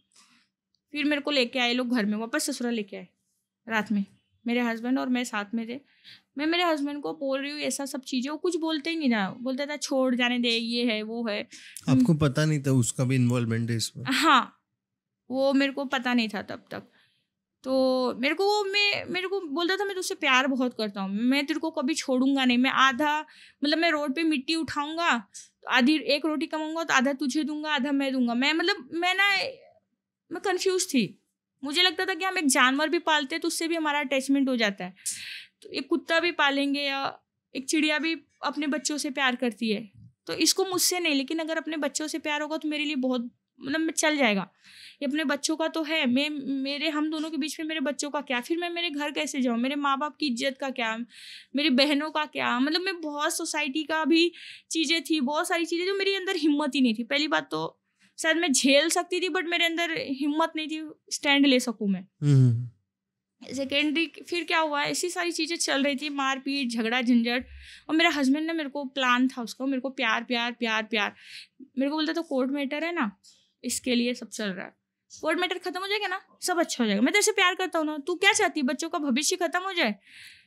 तो मैं ना कोर्ट का 2016 में कोर्ट में मतलब मैं फर्स्ट टाइम मेरा स्टेटमेंट के लिए मुझे बुलाया गया, ये लेके गए, और तो वहाँ पे एक वकील है, उन्होंने हम दोनों को बैठ के समझाया कि देखो बेटा अगर आपने स्टेटमेंट सच दे दिया कोर्ट में तो इनको 7 साल की सजा हो जाएगी, आप सजा चाहते हो या साथ रहना चाहते हो। और मैं इतनी अंधी हो गई थी अपने पति के प्यार में, मैं बोली नहीं मुझे सजा नहीं दिलवाना है, जो हो गया सो हो गया, बट मुझे मेरे हस्बैंड। आप ऐसे क्यों बोल रहे हो? मतलब मुझे तीन चीजें समझाओ मुझे। आपको उनको छोड़ना भी नहीं है, आप सोसाइटी के बारे में सोच रहे हो और आपको डर लग रहा है कि वो छूटेगा तो आगे आपकी लाइफ में प्रॉब्लम हो जाएगा। ऑलरेडी आप इतना झेल रहे हो, वो प्रॉब्लम है, तो सोसाइटी को पता नहीं है इसलिए आप मतलब ये सच है। मेरी इच्छा होती तो मेरी सेफ्टी अच्छा हुआ मैंने मास्क पहनने को लगाया, काम मुझे समझा मेरे को उसने, तो वो ये बहुत रिस्की चीज है बिकॉज उन्होंने आपको ब्रेन वॉश किया, मैनिपुलेट किया, और आपको ये करना चाहते हैं कि आपको वो डाउन प्ले करना चाहते हैं, आपको वो दिखा रहे कि प्यार नहीं है। मुझे नहीं समझ में आ रहा था उस वक्त। हाँ अभी भी हाँ।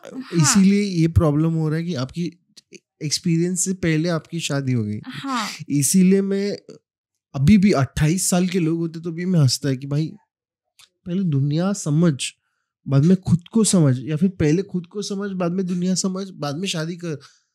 तब तक शादी करो ही मत जब तक तुम दुनिया और खुद को नहीं समझ लेते। फर्स्ट प्रायोरिटी खुद को समझना, आत्मन बाद में जग। बट क्या है ना, देखो मैं आपको एक सोसाइटी का ना एक काला सच भी बताऊंगी, शायद आप एग्री करोगे। अभी एक हस्बैंड वाइफ है, हस्बैंड का अफेयर है ना बाहर, तो लोग हस्बैंड के अफेयर पे नहीं बोलते कि उसका अफेयर है, सोसाइटी ये करती कि उस औरत में ही कोई कमी होगी, अपने हस्बैंड को हैप्पी नहीं रख पाई, इसके लिए हस्बैंड मुंह मार रहा है। ठीक है, तो हस्बैंड गलत करेगा या कोई और गलत करेंगे, ब्लेम औरत पे ही आता है। हाँ, तो वो आई एग्री ऑन दैट कि आप, और इसकी वजह भी घर की औरतें ही है। हाँ, और आपकी सास जैसे, और मैं सब डायरेक्टली ब्लेम कर रहा हूँ, बट ये बहुत टाइम की वजह से मैंने बोलना भी नहीं चाहिए, बट इसके पीछे अधर्मी लोगों का, ये जो आपकी फैमिली है ना, पूरे अधर्मी है। इनका नाश विनाश लिख चुका है, हो चुका है, अभी होने वाला है। अभी दिखेगा आपको अगले कुछ सालों में, जैसे ही डाउन प्ले होने लगेगा सब। आप जैसे घर से ऑफिशियली बाहर पड़ोगे ना, तो उनका विनाश अपने आप दिखेगा। वो आपके पैरों पे गिर के भीख मांगेंगे कि जो भी किया है वो गलत किया है। इसका भी गारंटी देता हूँ मैं। ऐसा बोलना नहीं चाहिए, बट ये क्यों बोल रहा हूँ, क्योंकि इतना मर्डर तक जाने का कि आपने कुछ किया ही नहीं था और आपको पता भी नहीं क्यों हो रहा है। और मतलब एक बार तो ऐसा भी हुआ, जिससे मैंने बताया कि 15 साल की स्टोरी है। अभी मैं अगर बताऊंगी तो बहुत टाइम चला जाएगा, लेकिन फिर भी मैं जितना भी मैं बता पा रही हूँ। एक बार जब मैं पेट से थी तो मेरे हस्बैंड रात को दूध पीते थे। मैं दूध ला के दी उन्हें, उन्होंने बोला जाके पानी लेके आ, और मैं उस दूध में ना, उन्होंने पता नहीं कोई एक दवा डाल दिया, काली थी वो, पता नहीं क्या था। मैं पानी लेके आई तो मेरे को बोलते तू दूध पी। मैं बोली मैं नहीं पीऊँगी। बोले कि मैं बोल रहा हूँ ना तू पी। मैं बोली मैं नहीं पीऊँगी, क्योंकि मुझे नहीं पीना है दूध, मेरे को उल्टी हो रही है, मुझे कुछ भी हजम ही नहीं होता था। मैं अगर एक घूंट पानी पीऊँ तो 1 गिलास पानी निकलता था, वोमिटिंग होती थी, इतनी वोमिटिंग होती थी। मेरे को बोले नहीं पी, ज़बरदस्ती कसम दिया उन्होंने। तो मैंने भी सोचा मैं बच्चे के लिए बोल रहा हूँ, पी तू अच्छे से पी, स्ट्रॉन्ग बन, मैं क्या करूँगा, तू पी। मैं बोली यार इतना प्यार से बोल रहे हैं, कसम भी दे दिया। मैंने 2-3 घूंट पिया, जैसे पिया मेरे को उल्टी हो गई। तो मैंने क्या किया, वो बाथरूम में गई और मैंने दूध को गिराया। जब मैंने दूध पलटा और उसमें मैंने ऐसा ब्लैक गोली देखी तो मेरी तो हालत ख़राब हो गई। मैं बोली कैसी गोली, कैसी दवा है, जो मतलब दूध तो मैंने ही ला के दिया था, तब तक तो कुछ नहीं था ग्लास में, दूध में भी कुछ नहीं था। और मतलब मेरे को पानी लाने और अंदर आने में मतलब इतना जल्दी इनके सिवा कोई और था नहीं, यही इन्होंने ही किया है। मैं बोली ये क्या है, कौन सी दवा है, किस चीज़ का, वो बता ही नहीं रहा किस चीज़ की दवा। और मेरे को अच्छी बात यह था कि मुझे वोमिटिंग हो गया था, तो मेरे अंदर वो चीज़ें रही नहीं। मैं मेरी सास को बता रही हूँ, मेरी सास हंस रही है। मेरे ससुर को बता रही हूँ कि मैं पेट से हूँ, मिसकैरेज भी हो सकता है, मेरे बच्चे, आप लोग बोलते हो बच्चा नहीं है, बेटी हो गई। अच्छा, मेरी बेटी को किसी ने गोदी में लिया भी नहीं था, किसी को बेटी से मेरे प्यार भी नहीं था, बिकॉज वो मेरे को लड़की हुई थी, उनको लड़का चाहिए था। लड़के के लिए भी टॉर्चर करना शुरू कर दिए थे। जब मेरी लड़की हुई, इसको लड़का नहीं है, लड़की है, इसको 10 लड़कियाँ होंगी, ये वो 10 लड़कियों का चलेगा, मेरे को एक लड़का चाहिए। मतलब ये सारे माहौल भी घर में होते थे। तो मैं बोली मेरे को कुछ हो गया, अगर मैं बच्चे को कुछ हो गया तो कौन रिस्पॉन्सिबल है, ये इन्होंने ऐसी हरकतें कैसे की हैं। बोलते कुछ नहीं है, हस्बैंड वाइफ हो तुम, उससे पूछो। मतलब किसी को कुछ फर्क नहीं पड़ा था, वो पूरी प्लान थी, हंस रहे, सब हैप्पी है। अच्छा, वो बात को मैंने लेट गो किया। देन आफ्टर मतलब इन लोगों को एक भी मौका मिलता था ना, मुझे परेशान करने से बाज नहीं आते थे। लेकिन मेरे हस्बैंड ने मेरे को वो झूठी उम्मीद दिला के रखी थी, मैं प्यार करता हूँ, सब सही हो जाएगा, बच्चे से भी मैं प्यार करता हूँ। झूठ बोलते थे। और मुझे अब समझ में आ रहा है, तब नहीं समझ में आता था। मुझे लगता था कि झूठा ही सही, पर बोल रहे हैं ना, मेरे को तो ज़िंदगी इन्हीं के साथ गुजारना है। मेरे को तो फ्यूचर के बारे में सोचना ही नहीं था। मेरे को तो मतलब चाहे जो भी इन्हीं के साथ रहना है, मरना यही, जीना है यही। क्योंकि जब मेरी शादी हुई थी, और हमारे गांव में भी बोलते थे कि लड़कियों का डोली ससुराल जाता है, अर्थी बाहर आता है। मतलब तुम यहाँ से दुल्हन बन के जाओगी, वहाँ से मर के बाहर जाओगी। तो ये थॉट प्रोसेस जो था मेरा, या बहुत सारी लेडीज़ों का आज भी है। तो मैं भी यही सोचती थी, मरूंगी तो यहीं मर के तर जाऊंगी मैं, लेकिन मैं मेरे मैके नहीं जाऊंगी। अच्छा, ये हुआ, इन्होंने केस का बोला, जिससे भी मैं केस पे आ रही हूँ। तो मैं कोर्ट में गई, मैंने जज को बताया कि देखो सर, मैं नहीं चाहती इनको सजा हो, मैं चाहती हूँ मेरे को मारे पीटे नहीं, गाली वाली नहीं दे, अब्यूज़ नहीं करे, अच्छे से रहे। मैं चाहती हूँ अपने फैमिली के साथ सब अच्छे से रहे, मेरे को कुछ प्रॉब्लम नहीं। जज ने बोला आप सेपरेट हो जाओ। मैंने बोला सर मैं सेपरेट होंगी तो ये अपने माँ से दूर हो जाएंगे, मैं नहीं चाहती कि इनका घर डिवाइड हो। घर ने मेरा थोड़ी कुछ बिगाड़ा है, मैं चाहती हूँ ये लोग अच्छे से। मुझे लगा शायद कोर्ट के बाद ये डर जाएंगे, ये लोग सुधर जाएंगे। जज ने को बताया, मैंने बोला अगर आप जो स्टेटमेंट दे रहे हो, ये अगर मैंने यहाँ पे राइट नाउ कर लिया तो इनको तो बेटा सजा होने से मैं भी नहीं रोक पाऊंगा, इनको सजा होगा। तो आप क्या चाहती हो? मैंने बताया मुझे रहना है। तो उन्होंने वकील और जज ने क्या सेटिंग की मुझे नहीं पता है। उन्होंने वहाँ पे लिखा कि मेरे पापा को गलत फहमी हो गई, गलत इंफॉर्मेशन दिया, गलत आपने केस। सच बोला था? मैंने जज को सच बताया था, लेकिन मैंने एक आप जज का नाम जानते हो? जज का नाम तो मेरे को याद नहीं, लेकिन हाँ वो जो केस पेपर है उस वक्त का, वो उस पे नाम होगा उनका। ठीक है। हम ये अभी तो मैं आप मुझे भेज दो, हम आगे जाके देख सकते हैं हम क्या कर सकते हैं। हाँ, तो मैंने जज को ना बताया था कि सर देखो ऐसा ऐसा। जज ने बोला ठीक है आप चाहते क्या हो? तो मैंने जज को यही बताया था कि इनको सजा ना हो, जो मैंने बोला है इनको सजा ना हो, ये अच्छे से रहे, इनको आप समझा दो कि दोबारा ये लोग ऐसा ना करें। तो बोला बेटा अगर आज आप ये बोल रहे हो, अगर ये दोबारा करते हैं फिर कल भी आप केस कर सकती हो। तो मैं बोली कि कल भी केस कर सकते हो अगर कल सताएंगे? बोले हाँ ऐसा। तो मुझे नहीं पता था, मुझे लॉ का भी इतना नॉलेज कुछ भी नहीं था, मुझे कोई गाइड करने वाला भी नहीं था। अच्छा, मेरे पापा ने जो वकील हायर किया था उसने सारा एविडेंस लिया, डॉक्यूमेंट लिया, सारे रिकॉर्डिंग लिया और उसने गायब कर दिया। मेरे पापा को बाद में बोलता है पापा ने वही वकील हायर किया था। बाद में वहाँ का वकील बोलता है कि आपने मेरे को हायर ही नहीं किया था, आपके पास क्या पेपर है, क्या सबूत है? और वो मेरे पापा को ऐसे ही बोला था कि आप मेरे पास है, मैं देख लूँगा। तो जो वहाँ का वकील है वो मेरे पापा को ये बोला कि आप जो है यहाँ पे नहीं आइएगा, मैं देख लूँगा, जब मैं बुलाऊँगा आपको आना होगा। सारा डॉक्यूमेंट लेके उन्होंने गायब कर दिया। मुझे बाद में पता चला कि 3.5 लाख रुपए मेरे ससुराल वालों ने मेरे जो पापा ने वकील हायर किया था उसको दे दिया था, खरीद लिया था। अच्छा, जज को बताने के बाद जज ने पूछा और उन्होंने कोर्ट में ऐसा 498 का जो मैटर था उसमें ऐसा लिखा कि ये बाय मिस्टेक केस हुआ, गलत है। चाय पीने के लिए उन्होंने जूस पीने के लिए मेरे को बोला था, एक झापड़ मार दिया था। मैंने गुस्से में अपने पापा को बुला लिया, टीवी के रिमोट के लिए झगड़ा हुआ, ऐसा कुछ बात नहीं था, दहेज की कोई बात नहीं थी, सबको बाइज्जत बरी छूट गए। उसके बाद मुझे तो घर ही बसाना था, मुझे उनको सजा नहीं दिलवाना था। मेरे लिए इम्पोर्टेंट नहीं था कि नहीं, आप गलत कर रहे हो। अगर आप बोल रहे हो कि आप उनको माफ करना चाहते हो तो माफ करो, बट सजा से पीछे मत हटो। सजा मिल अभी तो मैं चाहती हूँ उनको सजा मिले, लेकिन उस वक्त की मैं मेंटालिटी आपको बता रही हूँ। नहीं समझ गया वो हाँ, मुझे, बट मैं अभी का बोल रहा हूँ। नहीं समझ में आया था वो चीजें कि क्या करना चाहिए मुझे किसी भी हाल में मुझे मेरी फैमिली बचानी थी। मेरे को ये रिश्ता तोड़ना नहीं था। फिर उसके उसके बीच में भी मेरे को गिन चुन के ना, मैं ज़्यादा टाइम में ससुराल में रह नहीं पाती थी। दूध छुपाना, मैंने आपको बताया मेरी बेटी हुई तो दूध नहीं मिलता था मेरे बच्चे को पिलाने के लिए, जबकि वहाँ पे 6 से 7 लीटर दूध आता है, आज भी आता है। और मैं मेरी लड़की को शक्कर पानी पिलाती थी क्योंकि मेरी तबीयत ख़राब रहती थी, मैं खुद को फीड नहीं दे सकती थी उसको। नेक्स्ट बेबी भी हो गया था, वो भी सीरियस था, मैं भी सीरियस थी। साबुन तक छुपाया जाता था, बिस्किट तक नहीं दिया जाता था।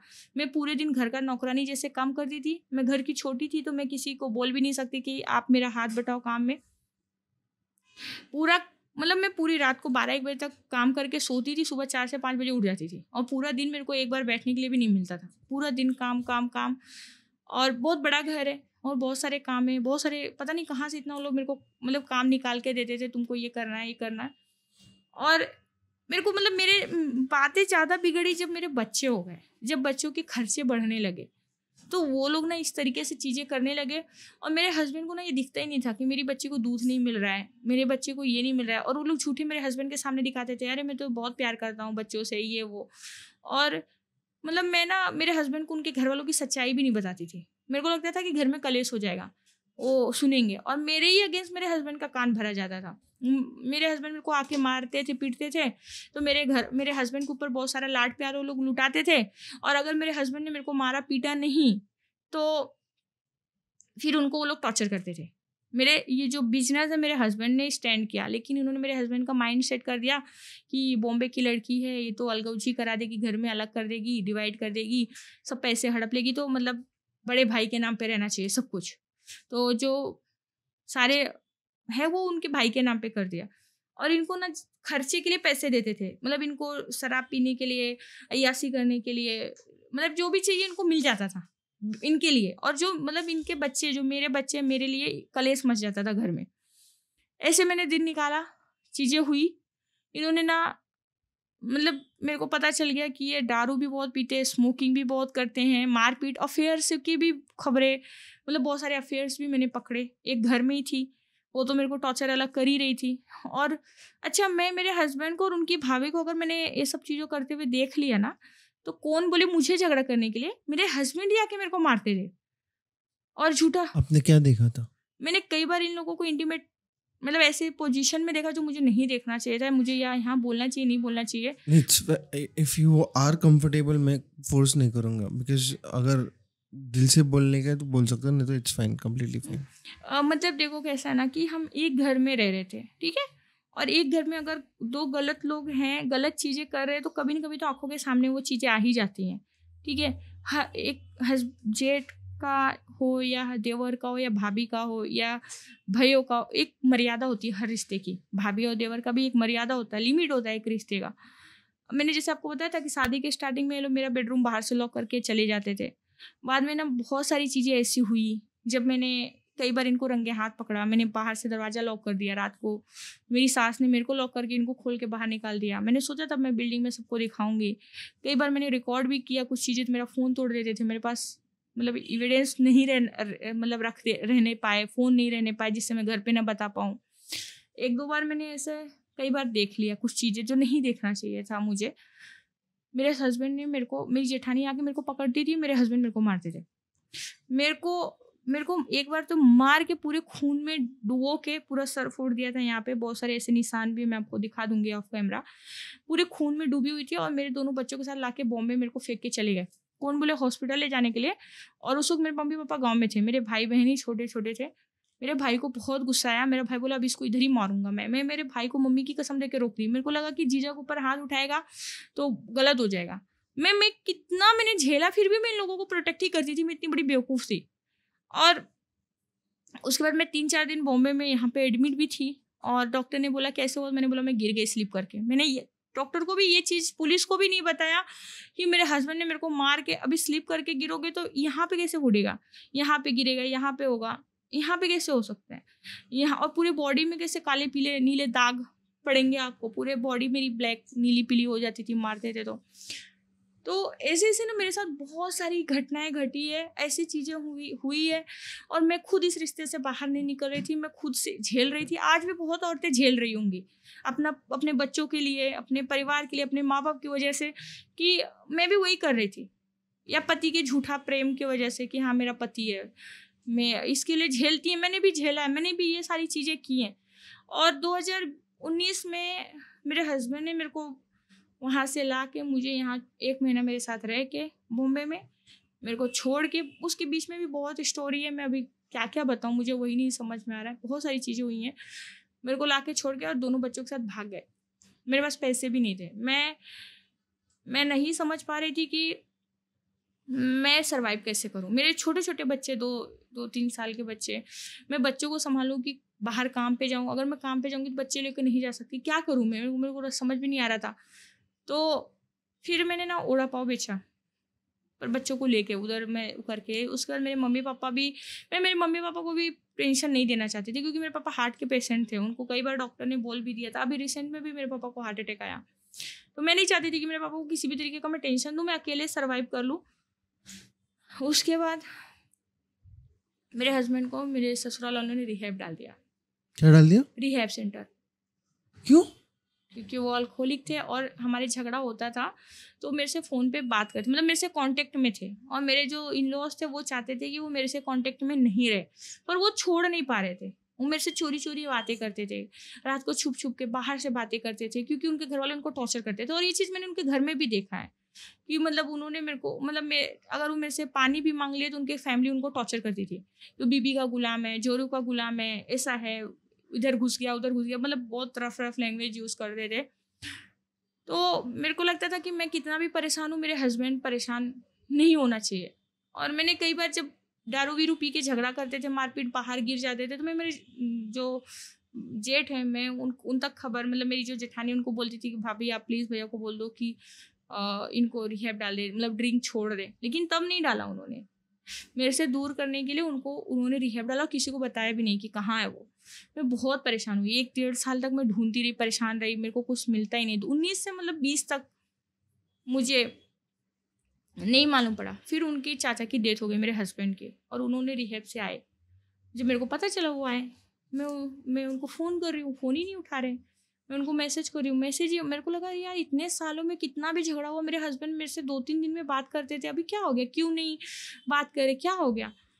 तो एक बार मेरे को पता चला उनकी कोई गर्लफ्रेंड है। मैंने उसकी गर्लफ्रेंड को फ़ोन किया और मैंने बोला कि तुम, मेरे हस्बैंड का डिवोर्स नहीं हुआ है, ऐसा ऐसा है, अगर तू मेरे पति के चक्कर में पड़ेगी तो मैं तेरे ऊपर पुलिस केस कर दूंगी। मैंने ऐसे धमकी विमकी उसको दिया, गर्लफ्रेंड को। उनके गर्लफ्रेंड ने उनको बताया कि तुम्हारी बीवी ने मेरे को फ़ोन कर करके ऐसा ऐसा बोला। फिर उन्होंने मेरे को फ़ोन किया कि क्यों इसको परेशान कर रही है तू। तो मैंने बोला कि आप क्यों नहीं परेशान करूँ, आप मेरा फ़ोन नहीं उठा रहे हो और आप गए अफेयर करो, गलत नहीं है। बोलते तू मेरे साथ नहीं है तो मैं कुछ भी करूँगा। मैं बोली ये कौन सा बात है कि नहीं है, तो आप मेरे को रखो ना साथ में, क्यों नहीं रख रहे हो आप मुझे। तो बोलते ठीक है तू रहेगी, आएगी, कल आ जा। मैं बोली ठीक है मैं आ जाती हूँ। मैं चली गई क्योंकि मुझे पता था वो मेरे को लेने नहीं आएंगे, मैं ही जाऊँ। तो मैंने सोचा मैं उनसे बात करूँगी, इसका कुछ सोल्यूशन निकालूंगी कि कैसे कब तक चले गए सारी चीज़ें। तो मैं वहाँ पे गई, वो मेरे को अपने घर पे लेके गया और मैं शनिवार को गई थी। मंडे कोर्ट चालू होता है, सैटरडे मतलब मैं 11 तारीख को गई थी। और इन्होंने मेरे को उन्होंने जैसे मैं घर पे गई वैसे इन्होंने पुलिस बुला लिया। मैं पैर छूने गई, ससुर का गाली देना शुरू किया और पुलिस बुलाया। पुलिस आया, बोलते झूठा पुलिस वाले को बोलते कि हमारा डिवोर्स हो गया है और ये जबरदस्ती हमारे घर में घुसने की कोशिश कर रही है, ऐसा ऐसा है। तो मैंने पुलिस को बोला कि अगर मेरा डिवोर्स हुआ है तो आप मेरे को पेपर दो, अगर डिवोर्स हुआ है कोर्ट में इन्होंने फाइल भी किया तो नोटिस तो भेजना चाहिए। ये देखो रात को आई लव यू बोल के मेरा पति मेरे को बुला रहा है और अभी आप लोगों को बुला रहा है। मैंने वो चैट भी दिखाया मेरे हस्बैंड का। तो पुलिस बोला कि पुलिस वाले को पैसा दिया था इन्होंने, पुलिस भी इनकी सुनेगी। इन्होंने बोला कि हमने इनके गाँव में नोटिस भेजा है, झूठा बोला। और मैंने बोला ठीक है, मैंने वो वीडियो भी बनाया। मेरे उस वक्त दिमाग काम किया, मैंने बोला मैं यूट्यूब पे लाइव हूँ, पूरी दुनिया देख रही है। मैंने उस तरीके से एक्टिंग भी की है, देखो मेरे ससुराल वाले ऐसा कर रहे हो। मैंने वो वीडियो बनाया क्योंकि ये लोग मेरा फ़ोन तोड़ के फेंक देते थे। तो मैंने सोचा ऐसा बोलूँगी तो इनको लगेगा कि फ़ोन तोड़ के भी कुछ मतलब नहीं है, ऑलरेडी ये लाइव है। तो मैंने ये दिमाग लगाया और मैंने वो वीडियो बनाया। तो पुलिस वाले मेरे को डांट भी रहे थे, क्यों बना रहे हो, रखो फ़ोन। मैं बोली नहीं मैं बनाऊँगी। बहुत सी जगहों पर उन्होंने मेरा मतलब फ़ोन बंद करवा दिया, लेकिन बहुत सारी मेरे पास वीडियोज़ हैं। तो पुलिस मेरे को बोलती चलो बड़े साहब से मिलवाता हूँ, आपको सेफ्टी देंगे, आपको यहीं रखेंगे, आप शादी करके आई हो यहीं रहोगी। मुझे ले गई, फिर मेरे हस्बैंड को ले गई, छोड़ दी। वहाँ एक हवलदार से मिलाया, बोला जाओ तुम, इनका काम हो गया, घर से निकाल रहे। फिर मेरे हस्बैंड मेरे को घर में लेके आ गए। उसके बाद ये लोग मेरे हस्बैंड से मेरे को मिलने ही नहीं दे रहे, मेरे को बात ही नहीं करने दे रहे। और मैं सोच रही थी मैं इनसे बात करूँ, रात को तो तुम इतना बात कर रहे थे कि आजा साथ में रहेंगे, ये ऐसा रहेंगे वैसा रहेंगे। अभी एक बार तो मेरे को 2 मिनट तो बात करने दे। इन्होंने नहीं बात किया। 13 तारीख को इन्होंने डिवोर्स फाइल किया कोर्ट में। डिवोर्स फाइल करने के बाद इन्होंने CCTV लगाया घर में और मेरा बेडरूम लॉक कर दिया। मेरे को नहाने के लिए दिक्कत, मेरे को वॉशरूम जाने के लिए दिक्कत, मतलब मैं कब तक, मेरे को तो मेरी इज्जत पे भी डर लग रहा था कि कुछ भी मेरे साथ ये लोग कर सकते हैं, क्योंकि इनकी जो नीयत है, इंटेंशन है, वो सही नहीं है। तो मैं रात भर जागी, सुबह मैं पुलिस को फ़ोन करी, पुलिस आ नहीं रहा। मेरा बेडरूम को एटलीस्ट बेडरूम अनलॉक कराए, खाना भी नहीं किचन में लोग बनाने दे। मैंने सोच लिया था मैं यहाँ से जाऊँगी नहीं, चाहे जो जब मैं यहीं रहूँगी, ससुराल में रहूँगी। तो मैं पुलिस स्टेशन गई, मैंने वहाँ पे लिखित स्टेटमेंट दिया। इन्होंने मेरे हस्बैंड को भगा दिया नासिक, और पुलिस बुला रही, इसके पति को बुला। प्लानिंग था, सब प्लान से हो रहा था मुझे हरेसमेंट करने के लिए। मैं कैसे भी वहाँ से चली आऊँ, और मैं नहीं आ रही थी। फिर मैं 4 दिन पुलिस स्टेशन में थी। पुलिस वाले मेरे को घर पे लेके गए, 2 पुलिस भर के, लेडीज जेंट्स ट्रक भर के गया। ये लोग ने मेरे को घर पे नहीं लिया। मेरे सास ससुर बोले कि मैंने दोनों बेटों को घर से निकाल दिया, बहुओं को मैं अकेले हूँ, मैं पेशेंट हूँ, ये लोग मेरे को टॉर्चर करे, डोमेस्टिक वायलेंस करे, हरेसमेंट करे, मैं नहीं लूँगा घर में। मैंने पुलिस को बोला आप छोड़ दो, मैं इधर ही तंबू गाड़ के रहूँगी, इधर ही रहूँगी, मैं ससुराल में ही रहूँगी, मैं यहाँ से जाने वाली नहीं हूँ। पुलिस बोली नहीं मैं आपको नहीं छोड़ सकता, बिकॉज आपको अगर छोड़ दूंगा कल कुछ होगा तो उसकी रिस्पॉन्सिबल हम होंगे, हम आपको ऐसे छोड़ नहीं सकते। मेरे को लेके गई पुलिस। 4-5 दिन पुलिस स्टेशन में परपंच चला। उसके बाद कुछ नहीं हो रहा था। मैं पूरा पुलिस स्टेशन में बिना कपड़े के, वैसे जो पहनी थी वही एक साड़ी पहन के मैं वहीं बैठी हूँ। फिर मेरे को वहाँ का एक हवलदार, उसको मतलब मेरे ऊपर दया आ गई। वो मेरे को ओड़ा पाव चाय ला के दे दिया था। बोलता था बेटा खाएगी? मैं बोलती थी नहीं। बोला था कब तक रहेगी? फिर उन्होंने मेरे को बोला कि बेटा आप ना DSP ऑफिस के पास जाओ, वहाँ पे आपकी सुनवाई होगी, यहाँ पे कुछ होने वाला नहीं है। तो मैं वहाँ से अता पता किया, मैं DSP ऑफिस गई। तो वहाँ शाम हो गया था, 7 बज गया था। DSP सर कहीं बिजी थे। मैंने वहाँ पे भी अपने राइटिंग से मैंने लिख के दिया। उन्होंने बोला आप जाओ कल आना। मैं बोली सर मैं कहाँ जाऊँ, मेरे पास तो घर ही नहीं है, मैं 4 दिन से पुलिस स्टेशन में हूँ, बिकॉज कि मुझे मेरे ससुराल में रहना है, इसलिए मैं 4 दिन से पुलिस स्टेशन में हूँ। तो उन्होंने मेरे को सखी वन स्टॉप सेंटर जो है वहाँ पे उन्होंने भेज दिया। बोला ठीक है, कल 11 बजे आपको वहाँ ले जाएंगे, आपका स्टेटमेंट लेंगे। और उन्होंने जो यहाँ का लोकल पुलिस स्टेशन था वहाँ पे फ़ोन करके डांटा, उन लोगों को ज़रा चाय पानी अच्छे से दो। यहाँ पे आया, बोले तुम्हारे पति को बुलाओ, पति को बोले बुलाओ, ये लोग दूसरे दिन बुलाए। मेरे मतलब वो सर जो वहाँ के सीनियर सर थे पुलिस स्टेशन में, वहाँ पे मेरे पति, मेरे ससुर, मेरे जेठ, मेरे सास रोना शुरू कर दिए। साहेब मैं बहुत परेशान हूँ, ये तो मेरे को टॉर्चर कर रही है, झूठा झूठा केस कर रही है मेरे ऊपर दहेज का, मेरे को जब से आई है टॉर्चर कर दी है, इल्ज़ाम लगा रही है, ऐसा कर रही है, वैसा कर रही है। और झूठे झूठे आंसू भी पता नहीं कहाँ से बह रहे थे। मैं ब्लैंक हो गई। मेरे को रोना चाहिए तो ये लोग रो रहे हैं। मैं 5-6 दिन से खाना नहीं खाई हूँ, मैं नहाई नहीं हूँ, मेरे पास पैसे नहीं है, मेरे पास कुछ नहीं है, और मैं इन लोग का रोना गाना गंगा जमुना देख रही हूँ। फिर पुलिस मेरे को बोलती है मतलब पुलिस ने 2-3 डंडा मेरे हस्बैंड को मारा भी। पुलिस, मेरे हस्बैंड बोलता है जो कोर्ट में होगा वो होगा, कोर्ट में ऑलरेडी मैटर चला गया है। तो पुलिस ने बोला बेटा एक काम करो, आप जाओ बॉम्बे और वहाँ से डोमेस्टिक वायलेंस का केस करो। अगर आप यहाँ, मैं ले लेता हूँ डोमेस्टिक वायलेंस, वो ये छूट के चले जाएंगे, कोर्ट में मैटर चलेगा 2-3 साल, आपको वहाँ से बार बार यहाँ आना पड़ेगा, आप बॉम्बे जाओ, वहाँ पे केस करो। मैंने बोला ओके।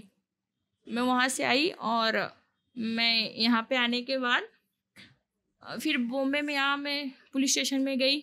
फिर मैं पुलिस स्टेशन में गई, मैंने किया, पुलिस बोलती जहाँ पे मैटर हुआ है आप वहाँ जाओ, यहाँ पे यही दौड़ा रहे मेरे को। मैंने बोला अच्छा ठीक है। फिर मेरे पास पैसे भी नहीं कि मैं वकील हायर करूँ। मेरे को समझ में भी नहीं आया मैं करूँ क्या। मेरे को मतलब कोई गाइड भी नहीं करने वाला था कि मेरे को करना क्या चाहिए। बाद में मैंने क्या किया, 14 मकर संक्रांति का दिन था, मैं वापस गई मेरी बच्ची को लेके। मेरे हस्बैंड को बुलाया, मैं बोली तुम्हारी बेटी आई तुमसे मिलने के लिए, तो वो नहीं आ रहे थे और उनका दोस्त उनको लेके आया। और मैं सोची मैं उनसे जाके बात करूँगी, उनको समझाऊंगी कि क्यों कर रहे हो आप, क्या चाहते हो आप मेरे से, मतलब ये क्यों आप ऐसा करना चाहते हैं। मैं गई, मेरे हस्बैंड गाड़ी में बैठे बच्ची को ले लिए, बोलते तू जा। मैं बोली मैं रात को कहाँ जाऊँ 12 बजे, मैं नहीं जा सकती, आप जहाँ रहोगे मैं वहीं रहूँगी। मैं बहुत रोई, गिड़गिड़ाई। मैं बोली कि देखो आप ऐसा मत करो। तो हम एक होटल में स्टे भी किए और स्टे करने के बाद फिर वो सो गए रात को। तो मेरे को ना उनके फ़ोन से उनकी गर्लफ्रेंडों का नंबर मिल गया और चैट मिल गए। मैंने वो सब निकाल लिया, मैंने उनकी गर्लफ्रेंड से मिला, मैंने उनको पूछा। उन्होंने बोला मेरे को तुम्हारा हस्बैंड ब्लैकमेल कर रहा था, मेरा उसके पास MMS है। मैं बोली झूठ बोल रहे हो आप, मेरा हस्बैंड ऐसा नहीं कर सकता, आपको ब्लैकमेल नहीं कर सकता है। वो लड़की ने मेरे को खुद MMS भेजी, बोली देखो तुम्हारा पति और मेरा ऐसा ऐसा MMS है और ये तुम्हारा पति ब्लैकमेल कर रहा था। मैं शॉक थी, मुझे नहीं, मतलब मेरे को समझ नहीं आ रहा था मैं करूँ क्या।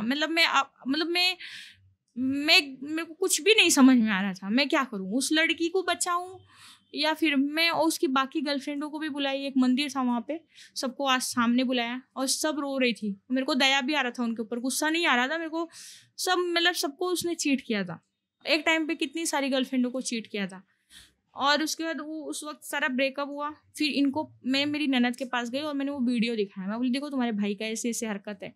मैंने आज भी वो वीडियो से बचा के रखा है, मैंने किसी को मतलब नहीं दिखाया, मेरी ननद को बताया मैंने बस। और मतलब मैं नहीं चाहती कि वो लड़की की इज्जत पे आए, क्योंकि वो एक लड़की है, उसकी भी सोसाइटी में इज्जत है। अगर किसी गलत हाथ में लग गया तो उस लड़की का पूरा लाइफ खराब हो जाएगा। तो मेरी ननद ने बताया घर में ऐसा ऐसा मैटर हो गया है। फिर मेरे हस्बैंड ने मेरे से वापस मिलने की कोशिश की, वो चैट डिलीट करने के लिए। फिर वो मेरे से मिले, हम 4-5 दिन थे। मेरा हस्बैंड बोलता है मैं मेरी बीवी को नहीं छोड़ूंगा, मेरा जेठ बोलता है कि नहीं उसको छोड़ दे, अगर तू उसको प्राइमेसिस में लेके आएगा तो नहीं चलेगा। हम समाज में भी गए, समाज में भी इन्होंने एक्सेप्ट किया, हाँ अभी साथ में रहेंगे। बाद में मुकर गए और इनको मालूम पड़ा कि मेरे पास कुछ वीडियो नहीं है, क्योंकि मैंने वो मेमोरी कार्ड में निकाल के हटा दिया था। मुझे पता था कि गलत यूज़ हो सकता है, मिसयूज़ हो सकता है। बाद में फिर मेरे को कई बार मेरे हस्बैंड मेरे को मिले उसके चक्कर में। बाद में फिर मेरे जेठ ने उनको रिहेब डाल दिया, हम साथ में नहीं रह पाए। फिर मुझे मजबूरी में आके फिर पुलिस स्टेशन DSP ऑफिस गई, मैंने वहाँ पे बताया। इसका बैकअप लेके रखा है आपने? हाँ मैंने लेके रखा है सब। फिर मैंने DSP ऑफिस गई, मैंने वहाँ पे बताया तो उन्होंने मेरे को बोला कि एक वकील, मैंने मंगलसूत्र मेरी मम्मी का रख के मैंने 10,000 लिया, एक वकील को दिया। उन्होंने एक पेपर बनाया और उन्होंने नोटिस भेजा वहाँ पे। मैं घर तकरार करके एक है DSP ऑफिस में, मेरे को वर्ड नहीं आ रहा है बोलना, घरेलू हिंसा जो बोलते हैं डोमेस्टिक वायलेंस। हाँ, वहाँ पे एक नहीं, पुलिस स्टेशन में रहता है एक तकरार करके, मेरे को एक उसके आगे का वर्ड नहीं आ रहा है, मेरे को नहीं याद आ रहा है। तो वहाँ पे जैसे हस्बैंड वाइफ का मगजमारी होता है तो वो बुला के दोनों पार्टी को समझा के भेज देते हैं। ऐसा मतलब एक लेडीज का एक स्पेशल अपना वो है। देखो मेरे को मुंह में पर बोलने नहीं आ रहा है, मैं अभी याद आएगा तो बता दूंगी। हाँ, तकरार कक्ष ऐसा रहता है। तो उसमें लेडीज़ें होती हैं जो सॉल्व करती हैं, मतलब समझाती हैं वहाँ के जो सीनियर है। तो बाद में ये लोग आए नहीं, कई बार बुलाया गया नहीं आए, फिर उन्होंने पुलिस स्टेशन में भेज दिया, वो 498 का एक केस हो गया। फिर मैंने पुलिस स्टेशन में बताया, उन्होंने डोमेस्टिक वायलेंस का, ये डोमेस्टिक वायलेंस ही था, मुझे घसीट के घर से निकाला गया, मारा गया, पीटा गया। मर्डर का प्लानिंग है, इसके अंदर भी चार्ज पेश होने चाहिए। हाँ, तो मैंने सब वकील को बताया, उन्होंने पेपर बनाया, डोमेस्टिक वायलेंस का केस किया। अच्छा, इन्होंने डिवोर्स फाइल किया ना तो मुझे नोटिस भी नहीं भेजा। इन्होंने 1.5 साल के बाद मेरे गांव में भेजा, जबकि मेरी शादी गांव में नहीं हुई थी, यहाँ पे हुई थी। और गांव में वो लैंग्वेज अलग है, स्टेट अलग है, लैंग्वेज अलग है। तो वो नोटिस जो भेजी वो अलग लैंग्वेज में था, और वहाँ पे मेरे दादा दादी थे जिनको हिंदी भी पढ़ने नहीं आता, और वो लैंग्वेज तो नहीं आ सकता था पढ़ने। फिर मेरे गांव में मम्मी गई, वहाँ से लेके आई चीज़ें, फिर हमने रिप्लाई फाइल किया। इन्होंने एक्स पार्टी डिवोर्स भी ले लिया था।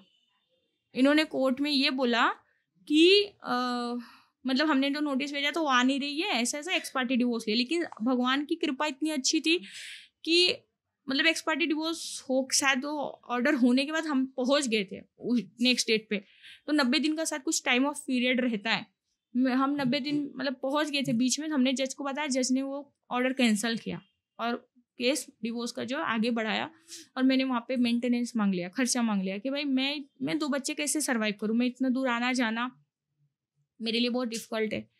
15,000 जज ने इन्होंने दिखाया कि ये 15,000 रुपये की नौकरी करते हैं, जबकि इनकी मतलब करोड़ों की इनकम है पर मंथ। पर इन्होंने दिखाया कि ये 15, मेरे ससुर ने बोला कि ये 15,000 की नौकरी टूर एंड ट्रैवल्स में करता है और 15,000 कमाता है। जज ने वो 15,000 ऑर्डर कर दिया। जज ने जब ऑर्डर किया तो ये आगे इनको पता था कि 15,000 में 2-3 हज़ार पास होगा, बिकॉज 33% ही औरत का हक होता है, और घर में ये रह नहीं सकती है क्योंकि हमारा कानून इतना वीक है, कुछ नहीं कर सकती है, चलने दो, इसका टाइम खराब होगा, बच्चों का लाइफ खराब होगा और क्या होगा। तो हाई कोर्ट गए, वहाँ के हाई कोर्ट, मतलब यहाँ से मुझे जाने के लिए बहुत प्रॉब्लम, फिर वहाँ का वकील करूँ, मतलब मेरे खर्चे, मतलब मेरा खर्चा होना चाहिए। इन्होंने 10 वकील हायर किया मेरे अगेंस्ट। इनको मतलब मेरे बच्चों का खर्चा नहीं देना है, लेकिन 10 वकील का खर्चा उठाना इनको मंजूर है। और फिर हाई कोर्ट में भी as it is order continue रखा।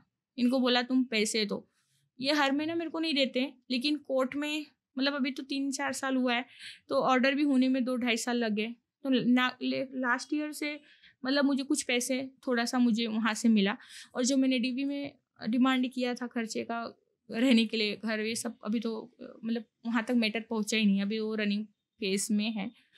और ये सारी चीज़ें हो रही हैं अभी। मतलब मेरे पास 2 बच्चे हैं, मुझे उनकी एजुकेशन है, उनकी मेडिसिन है, मेरा खुद स्ट्रेस की वजह से मेरी खुद की हेल्थ बहुत ज़्यादा डैमेज हो रही है।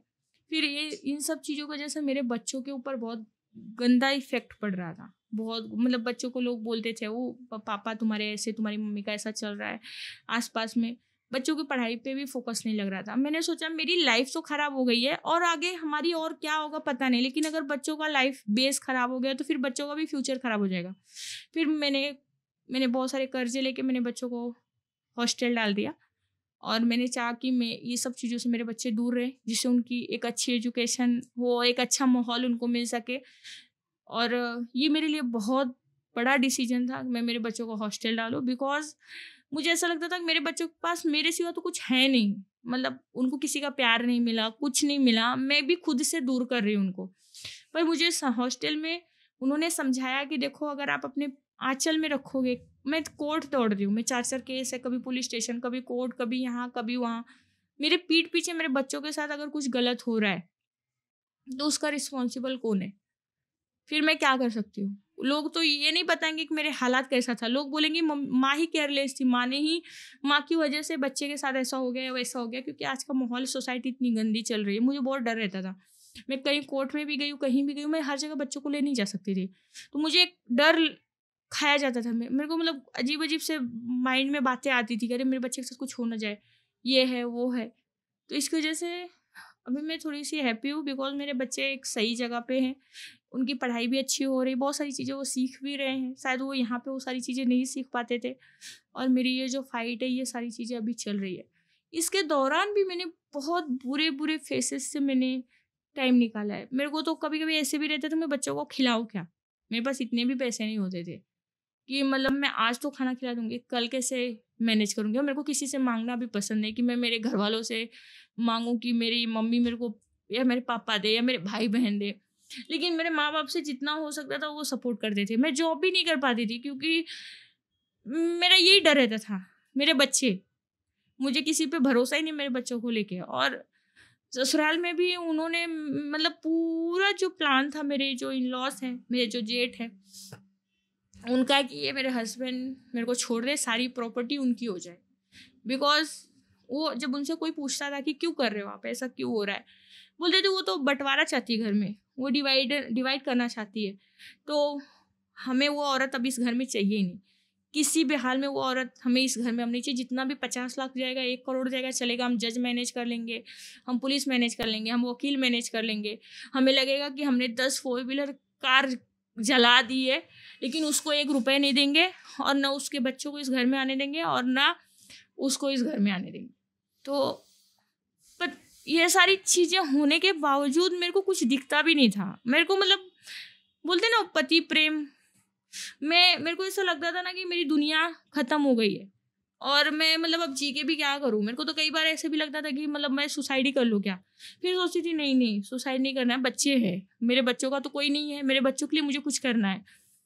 कब सुबह होती थी, कब रात होती थी, कब मुझे कुछ पता ही नहीं चलता था। मतलब मैं अगर ट्रेन में भी सफ़र कर रही हूँ, बस में भी कर रही हूँ, मैं सिर्फ रोती रहती थी। मुझे ये भी नहीं दिखता था कि कोई मेरे को देख रहा है रोते हुए। आपका अभी फाइनेंशियल स्ट्रक्चर क्या है? इतना अच्छा नहीं है। ओके, सो मेरी तरफ से मैं एक पब्लिक फंडिंग अकाउंट खोल रहा हूँ, ठीक है? जितने लोग ये वीडियो देखेंगे उतने लोग ये वीडियो पे डोनेट करेंगे, ठीक है? जितना भी अमाउंट होएगा वो पूरा अमाउंट आपके पास जाएगा। मैं इसका 1 रुपया भी नहीं चाहिए मुझे, ठीक है? जितना भी होगा मैं इसका टारगेट 1 करोड़ रुपए तक रखूँगा। बट अगले 6 महीने 1 साल तक ये रन होएगा। जब भी आपको ज़रूरत पड़ेगी कि हाँ बाबा इमरजेंसी लग रहा है, आप उस कभी भी हमें फ़ोन कर सकते हो, या फिर डायरेक्ट विड्रॉ कर सकते हो। जब भी चाहिए आप निकाल सकते हो। उसका 1 पैसा भी हम लोग को देने की ज़रूरत नहीं, और आपके पास ही रखो वो। आपके बच्चों के लिए यूज़ करो, आप यूज़ करो। मैं चाहता हूँ ऑडियंस को भी जितना मन से होए उतना, मेरे तरफ से मैं 1000-2000 रुपये अगर मेरा जम रहा है मैं डाल दूंगा स्टार्टिंग में, और उसके बाद जितने लोग डाल देंगे उतना एक अमाउंट बनेगा। अगर 1 करोड़ से ज़्यादा हो रहा है तो वो भी, अगर ये मिल रहा है तो प्लीज़ मैं आपसे भीख मांगता हूँ कि छोड़ दो वो घर। आप दाग लगेगा, धब्बा लगेगा, फाइन, बट आप सुखी रहोगे, आपके बच्चे सुखी रहेंगे। और मुंबई में आ जाओ, यहाँ पे आ जाओ, और आपको जॉब मिल जाए। हम ट्राई करेंगे, अगर कुछ पॉसिबल हुआ हम लोग से जॉब वेब दिलाने का, प्लीज़ इफ़ पॉसिबल जॉब दिलाने, मेरी तरफ से जितना होएगा मैं ट्राई करूँगा। देखो मैं ना आपके चैनल से माध्यम से ना मैं यही बोलना चाहूँगी, आजकल जो हमारे देश का माहौल हुआ है, जो केसेस हो रहे हैं, जो बुद्धिजील लोग हैं नशे में भी सुसाइड कर रहे हैं, या उनकी वाइफ सच में उनके ऊपर झूठा केस करके उनको डेथ दे रही हैं। पर अगर आप एक नंबर निकालोगे ना, आपको पता चलेगा कितनी औरतें परेशान है जो कोर्ट तक जा ही नहीं रही हैं, क्योंकि वो कोर्ट का धक्का नहीं खा सकती हैं। हर दिन कितनी औरतें मर रही हैं ससुराल की वजह से, हस्बैंड की वजह से, इन लॉस की वजह से। जो लोग आज मैं ये चाहती हूँ, देखो हमारे कानून में ना ये है कि आप ससुराल में 2020 में पहले क्या होता था कि हस्बैंड वाइफ ससुराल का मैटर होता था, हस्बैंड वाइफ दोनों अलग हो जाते थे, हस्बैंड छोड़ के बीवी को माँ बाप के साथ रख के रहता था, और मतलब एक बार बहू को घर से निकाल दिया तो उसको घर में लेते नहीं थे, और वो जबरदस्ती बहू रह भी नहीं सकती थी घर में। 2019 या 20 में कानून पास हुआ शेयर सेक्शन हाउस होल्ड 2, जिसमें ये पास हुआ कि औरत जिस घर में शादी करके गई उस घर में रह सकती, सिर्फ रहने का अधिकार है, उसका कुछ नहीं है, कुछ सिक्योरिटी नहीं है, ठीक है? तो मतलब औरतों का घर कहाँ है? मतलब मैं मेरे लिए नहीं मैं बात कर रही हूँ कि मुझे क्या चाहिए क्या नहीं चाहिए, मेरे को नहीं। शादी कर एक लड़की अपने माँ बाप को भी नहीं परेशान कर सकती है ना कि वो उसको माँ बाप की प्रॉपर्टी में से चाहिए। अभी कुछ लोग बोलेंगे उठ के कि लड़कियों का माँ बाप के ऊपर भी हक होता है। हमारा समाज आज भी इतना एडवांस नहीं है। अगर उस लड़की के माँ बाप के पास कुछ नहीं हुआ तो, खुद के माँ बाप के पास अगर उसके पास प्रॉपर्टी नहीं हुई, सडनली कुछ कारण हुआ, कुछ क्राइसिस आए की वजह से अगर कुछ चीज़ें नहीं है, हो रही होंगी, बिक गई होंगी, कुछ भी हुआ, हमारा कानून इतना स्ट्रांग नहीं है कि आज भी औरतों को प्रोटेक्शन दे सके। ये सच है और कड़वा है, ये लोगों को बर्दाश्त नहीं होगा। बहुत लोग आपके इस पे गाली भी देंगे कि आके ऐसा बोल रही है, झूठ है, ये है, कुछ भी है। मेरे पास सब, मैंने एक एक वर्ड की जो भी मैंने बताया ना, मेरे पास सब एविडेंस है। आपका तो मर्डर प्लान हुआ था, आपका हक बनता है सब बोलने का। क्योंकि एक औरत के पास घर ही नहीं है। हमारा कानून आज भी एक औरत को घर दिला ही नहीं रहा है। आज भी एलिमनी की बात होती है। एक औरत जो है, आज भी हमारा जो समाज है ना डबल फेसिंग वाला, कि दहेज मांगना, डायरेक्ट दहेज नहीं मांगते लोग, इनडायरेक्टली मांगते। मेरे पापा से भी मांगा गया। अरे मेरे बड़े बेटे को तो 10 लाख का 4 व्हीलर मिला था, इतना मिला था, जबकि कुछ भी नहीं मिला था। ठीक है, वो तो जाने के बाद वहाँ ससुराल में पता चलता है, पहले थोड़ी पता चलता। ये चाहिए वो चाहिए, ठीक है। और सेकेंडरी एलिमनी की जब बातें आती हैं, एक औरत अपना कैरियर छोड़ती है। आज एक 15 साल का जो कैरियर है, एक औरत कहाँ से कहाँ बना सकता है, क्या कर सकती है ना। एक आदमी अगर बना सकता है, घर खरीद सकता है, गाड़ी खरीद सकता है, बिजनेस सेटअप कर सकता है, तो एक औरत नहीं कर सकती है। औरतें आदमियों से ज़्यादा अच्छा कर रही हैं, है ना। लेकिन एक औरत सब कुछ सेक्रीफाइस करती है अपनी फैमिली के लिए, अपने बच्चे के लिए, अपने पति के लिए, अपने परिवार के लिए। वो सिर्फ पति को टॉलरेट नहीं करती, उसकी फैमिली का गाली सुनती है, मार खाती है, टॉलरेट करती है, अपने पति के साथ साथ पूरी फैमिली का काम करती है। फिर भी उसको टैग क्या दिया जाता है, ये दूसरे घर से आई है। और मैके में क्या बोला जाता है, ये दूसरे घर की अमानत है। तो उसके पास तो कुछ नहीं है। तो मैं ना हमारे गवर्नमेंट को भी यही बोलूँगी, प्लीज़ आप इतना स्ट्रॉन्ग कानून बनाओ जिसमें आज भी औरतें सेफ नहीं हैं, आज भी बच्चियां सेफ नहीं है, उनको एक घर मिले। और ये कोई बुराई नहीं है। अगर एक औरत गलत है ना, तो आप उसके लिए सख्त से कानून भी बनाओ। औरतें भी गलत होती हैं, मैं नहीं बोलती कि औरतें गलत नहीं होती हैं, लेकिन औरतों के सपोर्ट के लिए भी स्ट्रॉन्ग लॉ बनना चाहिए जिसमें उनको एक घर तो देना ही चाहिए, और वो बिना किसी मतलब टाइम वेस्ट किए हुए।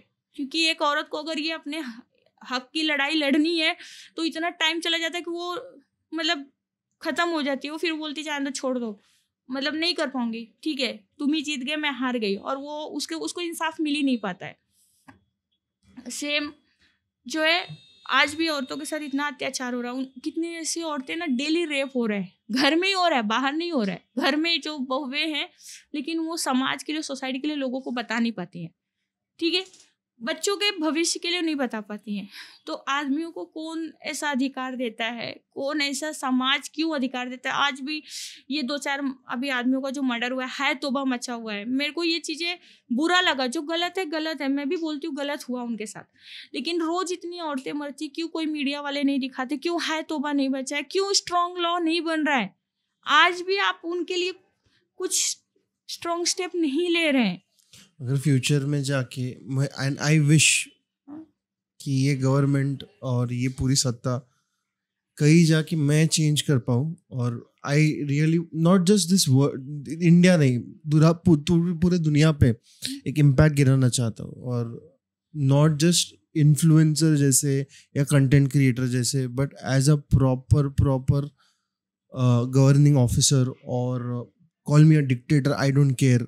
मैं सच बोल रहा हूँ, ये दुनिया में जब तक धर्म एस्टेब्लिश नहीं होता, मैं धर्म सीख के धर्म सिखाना चाहता हूँ। वो चीज़ें करना चाहता हूँ जो आज तक किसी ने की। और मेरा सिर्फ लोगों से यही विनती है कि अगर मैं गलत हूँ तभी के टाइम पे, और अभी भी अगर मैं बड़ी बातें कर रहा हूँ ऐसे लग रहा है, तो please punish me for that. But अगर मैं दिल से ये चाहता हूँ कि सब लोग, not just women but also main, be safe. जैसे राम राज्य था वैसे कुछ स्वराज्य एस्टेब्लिश करना, इसलिए ये है, ये खुद से घर पे आया है, और वो ही चाहता हूँ मैं। देखिए, अगर हम धर्म की बातें करें ना, कोई धर्म नहीं सिखाता है किसी औरत को परेशान करना। वो तो है, धर्म मतलब क्या, ये पहले समझना जरूरी है। हाँ, धर्म हिंदू का में, सनातन में अगर आप देख रहे हो तो औरतों की पूजा होती है। एग्जैक्टली, अर्धांगिनी बोला जाता है, मतलब आधा हिस्सा हाँ? भी छोड़ो, शक्ति है। हाँ, वो शक्ति है, नारी शक्ति है, शक्ति ही आदमी शक्ति के बिना शिव शव है। हाँ, ये हमारा धर्म बोलता है। अगर मैं किसी का भी मैं नाम लेके नहीं बोलना चाहूँगी, हो सकता है कि कोई गलत बोल दे, लेकिन हमारे जो देश में कुछ ऐसे भी धर्म है जहाँ पे औरतों को ना एक गाली देना भी बहुत बड़ा पाप माना जाता है। ठीक है, मैं अदर सनातन के अलावा हमारे देश में और भी हैं, वहाँ पे अगर एक औरत अपने बच्चे को दूध पिला रही है तो उसका भी कर्ज पति के ऊपर चढ़ता है, उसको भरना पड़ता है। एक बूंद पानी भी गिर रहा है तो वो भी पाप माना जाता है, लेकिन लोग उसके नाम पे दंगा फसाद करते हैं, लेकिन उसको सही से जानते ही नहीं है, सही से वो पढ़ते ही नहीं है, सही से जानते ही नहीं है कि एक्चुअल में हमारा है क्या। मैंने 2-3 धर्मों की बुक पढ़े हैं, मैं डीप में थोड़ा सा गई हूँ। मैंने किसी भी धर्म में ऐसा नहीं लिखा है कि आप औरतों को या किसी निरापराध जानवर हो या किसी भी इंसान को आप परेशान करो या पनिश करो। फिर हमारे देश में कानून भी है, ठीक है, अगर आप सह रहे हो तो आप कानून देखो, अंत में आपको लॉ के कानून के पास ही आना पड़ेगा। मैंने भी 15 साल झेला। मैं नहीं चाहती थी कोर्ट कचहरी के चक्कर में पड़ना, मैं नहीं चाहती थी कि कौन इतना टाइम वेस्ट करेगा, नाम खराब होगा, इज्जत खराब होगी, घर की बात घर में ही रहे, बाहर ना जाए। लेकिन एंड में मुझे कानून के पास आना पड़ा, क्योंकि इसके आगे कोई और नहीं है जो मुझे इंसाफ दे सके। मुझे नहीं मालूम वहाँ पे भी करप्शन की वजह से आपको प्रॉब्लम्स फेस करनी पड़ती है। करप्शन है कानून में भी। सब पुलिस नहीं है, बहुत अच्छे भी हैं लेकिन बहुत बुरे भी हैं। पैसे की वजह से ना सीरियस मैटर नहीं लेते। उनको ऐसा लगता है कि लड़की आजकल झूठा ब्लेम करती है ससुराल वालों के ऊपर, वो डिले करते हैं, मतलब टाइम पास करते हैं कि नहीं ठीक है, इधर जाओ उधर जाओ, इतना दौड़ा देंगे कि आप खुद सरेंडर हो जाओगे कि मुझे इसके पच्चड़ में पढ़ना ही नहीं है। कोई आपको सही लॉ का गाइड नहीं करेगा। वकील के पास जाओगे, वकील भी आपको बड़ी बड़ी बातें बताएंगे कि हम ये कर देंगे वो कर देंगे, ऐसा कुछ नहीं होता है। वकील भी पैसा लेके बिक जाते हैं। तो मतलब इंसाफ मिलता कहाँ है लोगों को? और अगर इंसाफ मिले ना तो औरतें स्ट्रांग हो। मैं चाहती हूँ कि औरतें स्ट्रांग हो। अगर मुझे इन फ्यूचर, मैं अभी खुद बहुत प्रॉब्लम फेस कर रही हूँ, इन फ्यूचर अगर मुझे कुछ ऐसा मिलता है कि मैं औरतों के लिए कुछ कर पाऊँ तो मैं करूँगी। मैंने एक यूट्यूब पे या इंस्टाग्राम पे मैंने एक देखा है, मायका करके एक NGO चलाया जा रहा है जहाँ पे शादीशुदा औरतें जो ससुराल में परेशान है वहाँ पे आके खुद कमा रही हैं, बच्चे सर्वाइव कर रही हैं, और मतलब अच्छा है। मुझे वो बहुत अच्छा लगा कि कोई औरतों के बारे में सोच रहा है। लेकिन मैं आपसे भी ये बोलूँगी कि मेरी जैसी ना ऐसी बहुत स्टोरी है, बहुत गंदे गंदे दौर से गुजरे। मैं आपको पूरी स्टोरी नहीं बता सकती हूँ क्योंकि मैं खुद 20-20 दिन खाना नहीं खाई हूँ। मेरे हाथ पैर ऐसे अकड़ने लगते थे। मेरा बेडरूम लॉक में, बाथरूम में, वो बाथरूम का पानी पी के मतलब मैं सर्वाइव करती थी। मतलब मैं खुद इतना ससुराल में टॉर्चर फेस की, पर पता नहीं मुझे क्यों ऐसा लगता है कि मुझे मेरा रिश्ता खत्म नहीं करना है। अभी तो एडवाइस नहीं, कमांड ही बोल सकते हो कि मतलब रॉन्ग है वर्ड, बट कमांड ही है कि प्लीज एंड इट। क्योंकि मेरे पति आप दूसरों के बारे में सोचोगे तो आपके बारे में सोचने के लिए कोई नहीं। एक टाइम के बाद अपने भी निकल जाते हैं दुनिया से, आप ही रह जाते हो। अगर वो दौर आने वाला है तो it's better that you stand for yourself. आप खड़े रहो खुद के लिए। देखो मेरे हाथ में अभी सत्ता नहीं है, मेरे हाथ में ना पावर है, ना मैं सिर्फ बोल सकता हूँ। मैं फूल लगूंगा लोगों को कि हाँ ये बड़ा बड़ा बात कर रहे हैं, कुछ कर नहीं पा रहे हैं, क्योंकि इतना स्ट्रेंथ नहीं है, पावर नहीं है। और अगर होता तो मैं अभी इसी वक्त एक घर इंतजाम करवा देता। And I am not kidding, she is also here, people with me know कि मैं कर सकता हूँ उतना। But I really want you to be safe. आप पहले सेफ हो जाओ, आपके दिमाग से फैमिली वो निकाल दो। वो फैमिली नहीं, वो जहन्नुम ही है वो। It is a hello, it is a living hello. आप प्लीज वहां से निकलो। आप प्लीज क्योंकि देखो मैं ना, अगर मेरे हस्बैंड को मैं अभी डिवोर्स दे देती हूँ, ठीक है, वो किसी और लड़की की लाइफ खराब करेगा, मैं तो बच जाऊंगी। नहीं, आपको एक बात बताऊं, ठीक है, आप एक चीज कर सकते हो कि आपके जितने प्रूफ है ना वो सब अटैच कर दो, ठीक है, अटैच कर दो। और जितना भी जो भी है डेटा, वो सिर्फ और सिर्फ आप एक एथिकल हैकर या फिर एक नोन ग्रुप पे जाके आप डायरेक्टली उसको लॉन्च कर सकते हो कि ये है, ये है। हाँ नहीं, I am telling you, I am really telling her ये है। बट अभी क्या, अभी नहीं करने का आपको अराउंड 1-2 ईयर्स के बाद जब ये सब डाउन हो जाएगा तब करने का आराम से। और ये सबको है, सब लेडीज को है। अगर आपके साथ अन्याय हो गया और आपके पास प्रूफ्स है, एक एथिकल हैकर पकड़ो या फिर एक इन्फ्लुएंसर पकड़ो या फिर एक एनजीओ पकड़ो और ये प्रूफ्स पब्लिक डोमेन में रिलीज कर दो कि ये बंदा है, इसकी फैमिली है, ये प्रूफ से आप देख सकते हो। सिर्फ वो एमएमएस वाली बात आप ये मत करो कि लॉन्च मत करो बिकॉज किसी और की इसमें है, बट उसको बताओ कि एमएमएस है but we can't show it because it is a thing and it is a crime to show a porn और एनीथिंग लाइक दैट। तो वो छोड़ के जितने भी बाकी प्रूफ्स है, जितने आपके सपोर्ट में है, जितने आपके साइडिंग्स है, वो लॉन्च कर दो। और एनोनिमसली करने का है, मतलब ऐसी साइट से करने का है कि आपका पब्लिक डोमेन भी ना हो, नाम ना आए, आपका आइडेंटिटी भी रिलीज ना हो, और वो इजी है करना, इजी है। अगर कोई बोलेगा तो बोलेगा फोन हैंग हो गया मेरा, हैक हो गया भाई, हैक हो गया, मैंने कौन हैक किया नहीं पता, हैक किया। ठीक है, मैं पता नहीं, मैं आज भी मैं खुद नहीं समझ पा रही मुझे क्या करना चाहिए क्या नहीं करना चाहिए। मैंने मेरे सब थक गए, बहुत सारी चीजें। आप 2 मिनट आपके दिल को पूछो कि मैं बोल रहा हूँ वो आपको पट रहा है, अगर पट रहा है तो फिर डिवोर्स लेके आप पहले आप खुद को सेटल करो। अगर लोगों ने सच में डोनेट किया है आपके लिए और स्टैंड लिया है आपके लिए, तो वो अमाउंट से एक छोटा सा बिजनेस कहीं पे डालो एंड वो मेंटेन करो, ठीक है। If you want a public partner you can have a partner, but wisely select करो। हम लोग के साइड से जितना हेल्प हो सकता है एडवाइजिंग के लिए, she is there as an astrologer and an advisor also, psychologist also. I am there as a psychologist also and an advisor also. जितना हम लोग के साइड से हेल्प हो सकता है हम लोग करेंगे, बिकॉज हम लोग इतना हेल्प नहीं प्रोवाइड करते बिकॉज लोग हम लोग का भी फायदा उठाते। तो दिस इज इम्पोर्टेंट बिकॉज आप वो नहीं करोगे और हम लोग ट्रस्ट कर पा रहे हैं आपकी एनर्जी के हिसाब से। एंड मैं सच बोलूँ ना, मैं खुद किसी का मदद नहीं लेना चाहती हूँ बिकॉज पता नहीं, मेरे को ऐसा बोलना नहीं चाहिए, मेरे को बहुत सारे क्राइसिस हैं, आई नो, मैं बहुत सारी प्रॉब्लम फेस कर रही हूँ, बट अगर मेरे घर में नमक नहीं रहा होगा ना तो मैंने बिना नमक का खाना बना के खाया होगा, मैंने मेरे मम्मी पापा से भी नमक नहीं मांगा होगा। That is fine.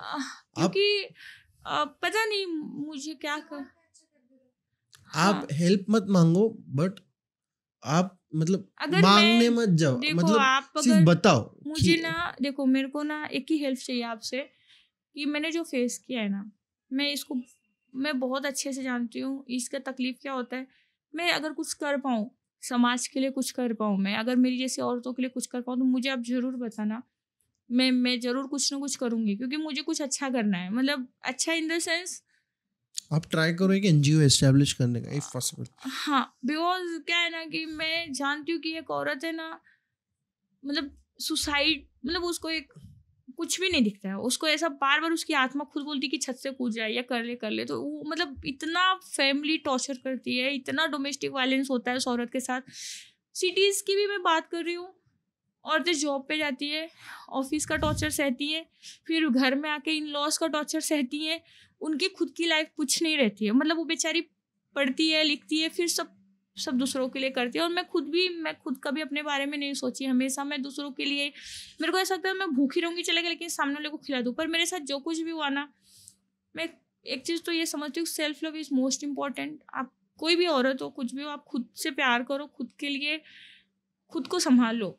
और मैं खुद अभी कर रही हूँ, अगर मेरे को थोड़ा सा हिम्मत आए यहाँ पे आके बताने के लिए, मैं अपने माँ बाप को भी नहीं बताती थी, तो मैं आज यहाँ पे आके आपको बता रही हूँ कि जिससे दुनिया को पता चले। वो इसी से कि मतलब मैंने खुद का साथ दिया कि भाई अब जो भी होगा हम देखेंगे, जो फाइट करना पड़ेगा, जहाँ तक करना पड़ेगा हम देखेंगे, क्योंकि कोर्ट का भी रास्ता इतना ईजी नहीं होता। वहाँ पे भी आपकी एविडेंस को भी वो लोग नकार देते हैं कई बार। आप सही भी हो फिर भी आप गलत साबित हो जाते हो। मुझे नहीं पता आगे क्या होगा कोर्ट में, मेरा मैटर में आगे क्या होने वाला है, क्या होगा क्या नहीं होगा मुझे नहीं पता है, लेकिन हाँ, हम खुद से कुछ अगर मैं कर सकूँ, मैं देखो मुझे कुछ करना है लाइफ में, ऐसा नहीं करना है। बच्चों मेरे लिए फर्स्ट प्रायोरिटी मेरे बच्चे हैं, क्योंकि मैं नहीं चाहती मेरे बच्चों को मैंने जो फेस किया है वो करे, उनका अच्छा हो, वो एक अच्छी इंसान बने जो देश के लिए मतलब कुछ समाज के लिए कुछ अच्छा कर सके। और मैं भी जो हो सकेगा मैं भी करूँगी, बट पता नहीं मैं क्या बोलूँ क्या नहीं बोलूँ, लेकिन बहुत मैंने फेस किया, ऐसे बहुत लोग फेस कर रहे जो घुट घुट के जी रहे, घुट घुट के मर रहे। और सब इस चीज़ से बाहर आएंगे तो कैसे, मतलब फिर कुछ तो बचेगा ही नहीं। अगर आप देखते हो ना 90% औरतें ना डोमेस्टिक वायलेंस की शिकार है। 10% फैमिली ऐसी है जहाँ पे औरतों की रिस्पेक्ट है। औरतों को कुछ नहीं चाहिए, थोड़ा सा रिस्पेक्ट चाहिए, थोड़ी सी आज़ादी चाहिए, थोड़ा सा प्यार चाहिए। उसके बदले में औरतें इतनी सारी सेक्रीफाइसेस करती हैं फैमिली के लिए, इन लॉस के लिए, हस्बैंड के लिए, बच्चों के लिए। पर कोई नहीं है सर, कोई नहीं सपोर्ट करने वाला। जितना मेरे से होगा आई डू इट, और I will not get back on camera, और ऑन कैमरा भी बोल रहा हूँ, ऑफ कैमरा भी बोल रहा हूँ। मैं पहले भी बोला, जितना मेरे से हो रहा है, जितना मैं कर पाऊँगा, जिसे मैंने बोला अगर फ्यूचर में जाके मेरे पास पावर होता है तो आप जैसे, अगर आप भी बोलोगे आगे कि दिशा ज़रूरत है इस चीज़ की, और आपका आशीर्वाद भी है कि अगर आशीर्वाद दोगे कि कर पाओगे, तो मैं करूँगा, दिल से करूँगा। बट उतना पावर आना ज़रूरी है, उतना इन्फ्लुएंस आना ज़रूरी है, उतना जैसे बाला साहब ठाकरे थे, उन्होंने एक आवाज़ पे अगर भारत बंद बोला तो भारत बंद होता। तो उनसे अगर कुछ ज़्यादा मुझे मिल रहा है, मैं कम नहीं चाहूँगा, और उनके जैसा भी नहीं, बिकॉज वो हो गए। अभी कुछ बड़ा चाहिए, बिकॉज अधर्म इतना हो रहा है, ये अधर्म ही है। और अगर लोग बोलेंगे कि हिंदू मुस्लिम करेंगे इधर, बहुत करते कि ये अधर्मी लोग हैं, इन लोग को हम लोग हिंदू कैटेगराइज नहीं करते, इन लोग को अधर्मी हम लोग कैटेगराइज करते हैं। और इन लोग का और शैतानों का, मतलब डीमंस का दर्जा एक ही है, असुर है ये लोग। इनको सेंस नहीं बनता, और उनकी मौत वैसी ही होनी है जैसे असुरों की होती है। वध होगा इनका असली में वध होगा, और आने वाले सालों में होगा, और आपके सामने होगा। आपको पता चलेगा कि आई एम नॉट सेइंग वैसे बुरा भला नहीं बोलना चाहिए, बट अगर आपकी जान पे आ रहा है यार ये, और मैं कुछ नहीं कर पाऊंगा unless and until you decide, आप डिसाइड करोगे। भगवान ने बचाया, अगर मैं मर गई होती, मतलब मेरे साथ कुछ हो गया होता। आप यहाँ पे भगवान की वजह से बैठे। हाँ। यहाँ इस घर में मैं हमेशा बोलता, स्वामी समर्थ जो भगवान है, वो अगर चाहते हैं तो ही इंसान सामने बैठता है, वरना नहीं बैठता है। और कितना भी ट्राई कर लो, मैंने खुद ने ट्राई किया लोगों को बुलाने का, अगर आप गलत रास्ते पे चले गए तो ये घर में एंट्री ही बंद हो जाता है। और वो मेरे गुरु की ही कृपा है, और जो मेरे असली गुरु है स्वामी चैतन्य, उनकी भी कृपा है कि उन्होंने जो मुझे सिखाया, दीक्षा दी है, और जिस मार्ग पे मैं हूँ अभी, उस मार्ग पे यही हमें सिखाया जाता है कि स्त्री सबसे अल्टीमेट है, उनके अलावा कुछ नहीं है। आप प्यार कर सकते हो, बट अगर उनका कंसेंट नहीं है तो कुछ नहीं कर सकते। प्लीज ये समझो और ये अप्लाई करने लगो। एवरी मैन, हर मर्द के लिए ये रिक्वेस्ट है कि I don't know how much you are gonna do, but घंटा भी बज रहा है भाई, आखिरी टाइम बचा है तुम लोग के पास ये समझने का। अल्टीमेटम है सबके लिए, otherwise world is gonna turn upside down in few days, और ये होने के बाद बचाने के लिए कोई नहीं आने वाला है किसी को। और मैं सच बोल रहा हूँ इसके बारे में, मैं ऐसा सुपरफिशियल ये कुछ बोल रहा नहीं हूँ। टाइम खत्म हो गया सबका, बहुत गंभीर समय आने वाला है। 3 महीने में इतना 3 महीने में इतना सब हो गया। ये समझो ना कि इतने लड़ाइयाँ शुरू हो गई, इतने तूफान आ रहे, इतने आग लग रहे। अरुणाचल में आग लग गई अभी रिसेंटली, और ऐसे वो जो कौन सा वो बैरन वाला केस, वो इतना फट से बाहर आ गया। तो समझो अधर्म मिट रहा है कहीं तो, और ये भी मिटेगा, टाइम आ गया उसके लिए। बट आपको और कुछ बताने के लास्ट क्लोज ऑफ करने से पहले? हाँ, मैं यही बोलना चाहूँगी कि जितने जिम्मेदार है ना ससुराल वाले होते हैं ना, अपने माँ बाप भी होते हैं। अब मैं माँ बाप ये बोल के हाथ उठा लेते हैं कि हमको तो पता ही नहीं था, हर माँ बाप शादी करते हैं, है ना। तो मैं तो यही बोलूँगी कि हर माँ बाप को प्लीज़, आप शादी में जो खर्चे करने वाले हो मत करो। आप लड़की को एजुकेट करो, वो पढ़े, लड़कियाँ पढ़े। कोई ज़रूरत नहीं 18 साल में शादी करने के लिए, उनको 25 साल तक होने दो। मतलब वो अपना सेल्फ डिपेंड हो जाए, अपने लिए घर खरीद सके, अपने लिए फाइनेंशियल स्ट्रांग हो सके, कि कल उनकी फैमिली में अगर उनको कोई प्रॉब्लम आता है तो उनको डिसीजन लेने के लिए डर ना लगे। और आप उन्हें इतना कॉन्फिडेंस दो, ये मत बोलो कि लड़कियों की, मतलब देखो ना, अगर देखिए ये समाज का डबल फेस, तो प्रॉपर्टी तो बेटों को मिलती है और इज्जत का जो टोकरा होता है लड़कियों के सर डालते हैं। ये बोलते हैं कि लड़कियों के ऊपर ससुराल और मैका 2 घर संभालती है, उनके कंधे पे 2 घरों की इज्जत है, और उस लड़की को ये बोला जाता है और उसी लड़की की कोई इज्जत नहीं करता है।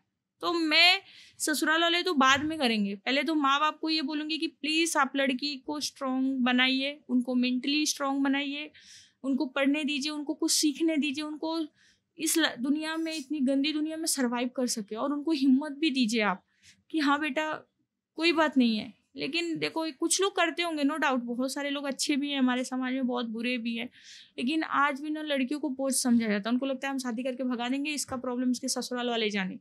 शादी में वो 10-20 लाख 1 करोड़ खर्चा कर देंगे चलेगा, लेकिन लड़कियों को पढ़ाने के लिए अगर 10 लाख 2 लाख 5 लाख का भी खर्चा करना है तो नहीं करेंगे। मैं सारे माँ बाप से रिक्वेस्ट करूँगी, प्लीज़ आप आपकी बेटी के लिए जो पैसे जोड़ के रख रहे हो शादी के लिए, प्लीज़ आप कोर्ट मैरिज कर दो, मंदिर में शादी कर दोगे चलेगा, बट आपकी लड़की के लिए एक सेफ जोन होना चाहिए। उसके लिए आप उसको पढ़ाओ लिखाओ, और ये जो 10-15-20 लाख शादी में खर्चा करते हो उसके लिए उसके नाम पे घर खरीद के दे दो। कोई ज़रूरत नहीं है घर का फर्नीचर खरीद के देने के लिए। मेरे ससुराल में तोड़ दिया गया सब मेरे आंखों के सामने। मेरे पापा ने भी 25 लाख रुपये खर्चा किया था। अगर उस टाइम पर मेरे लिए 1-2 घर खरीद दिए होते तो मेरे को रेंट आता, मैं किसी के ऊपर डिपेंड नहीं होती। मैं ऐसा नहीं बोल रही हूँ कि माँ बाप को देना चाहिए, बट मैं ये बोल रही हूँ अब आपकी लड़की को उस लेवल तक पहुँचा दो, पढ़ लिख के वो स्ट्रांग बन जाए। अदरवाइज आपको अगर कुछ देना ही है तो आप बेटे के लिए घर बनाते हो, प्लीज़ आप जो शादी का खर्चे का पैसा ले रहे हो, आप जमा कर रहे हो शादी के लिए, उसके लिए उसके नाम पे घर खरीद के दो आपकी बेटी के लिए, कि कल अगर उसके ससुराल में दिक्कत हो ना तो वो बिना शर्म के आज़ादी से आके अपने घर पे रह सके, उसको कोई बोलने वाला न रहे कि तेरा घर नहीं है निकल जाए यहाँ से। तो वो हर माँ बाप को मैं यही रिक्वेस्ट करूँगी कि आप बेटियों को पढ़ाओ, और गवर्नमेंट से भी यही रिक्वेस्ट करूँगी प्लीज़ आप स्ट्रॉन्ग लॉ लाइए जिसमें एक औरत को कोई घर से ना निकाल सके, कोई भी मनमानी ना कर सके। आज हमारे देश में बहुत सारे ऐसे लॉज हैं जिसके मिसयूज़ कर रहे हैं, हस्बैंड भी कर रहे हैं, उनकी इन लॉज भी कर रहे हैं, औरतें भी कर रही हैं। तो प्लीज़ जो भी हो सके, जितना भी हो सके, और कुछ ऐसे भी कीजिए कि लेडीज़ों के अंदर हिम्मत आए और अपने खिलाफ हो रहे अत्याचार को वो फाइट कर सकें। मैं खुद भी नहीं इस रिश्ते को ख़त्म करना चाहती हूँ। मैं अभी भी मैं ऑन कैमरा बोल रही हूँ, मुझे मालूम है कि सारे लोग देख रहे हैं, मैंने ये झेला है। तो ये हमारी मेंटालिटी है कि पत्नी जो होते सावित्री होती है, पति नालायक भी हो तो भी पत्नी का धर्म है कि पति को संभाले। ठीक है, वो अपनी अपनी सोच है, बट मेरी 2-3 सोच है। मेरे 2 बच्चे हैं, मेरी अकेली की लाइफ नहीं है, मेरे बच्चों का भी नाम जुड़ा हुआ है। सेकेंडरी, मैं अगर उस दरिंदे को अगर इस रिश्ते से आज़ाद कर रही हूँ तो कल किसी और लड़की की लाइफ खराब होगी। हाँ, मैं अभी दूर हूँ, सेपरेट हूँ, मैं उसके साथ नहीं हूँ। उसको पनिशमेंट हो गई तो पनिशमेंट होगी क्या सर? 2 साल 3 साल में छूट के आ जाएगा बाहर, अगर ये प्रूफ होता है। पैसा मिला तो छूट गया। उसने मेरे को क्या बोला था पता है? देखो अभी इतनी सारी चीज़ें में बहुत सारी स्किप हो जा रही हैं। बोला अगर मैं तेरा मर्डर कर दूंगा ना, मेरे घर वाले तो पैसा भर देंगे, छूट के आ जाऊंगे 2 साल 3 साल में। तो मतलब ऐसे लोगों को ना मर्डर करने से डर ही नहीं है। अभी आप देख रहे हो हमारे देश में इतने अच्छे कानून पास हुए, अगर कोई किसी लड़की का रेप कर रहा है तो इनकाउंटर कर दे रहे हैं, फिर भी हो रहे हैं ना, क्राइम हो रहा है ना देश में। लोग उसके लिए हाय तौबा नहीं मचाएंगे। 2-4 मर क्या गए, मेरे को नहीं बोलना चाहिए मेरी मतलब इस तरीके से कि 2-4 लोग कौन गलत कौन सही, मर्डर करना तो गलत ही है, कोई भी हो, किसी का भी हो, किसी को भी तकलीफ कर देना गलत बात है। इतना हाय तौबा मच गया कि औरतों के पास पावर है, गलत यूज़ कर रही हैं, इस्तेमाल कर रही हैं। जबकि सच ये है ना कि एक आदमी एक औरत की पूरी ज़िंदगी ले लेता है, उसकी लाइफ ले लेता है, उसका कैरियर ले लेता है, उसका मेंटल पीस खराब कर देता है, डिप्रेशन में डाल देता है इंसान।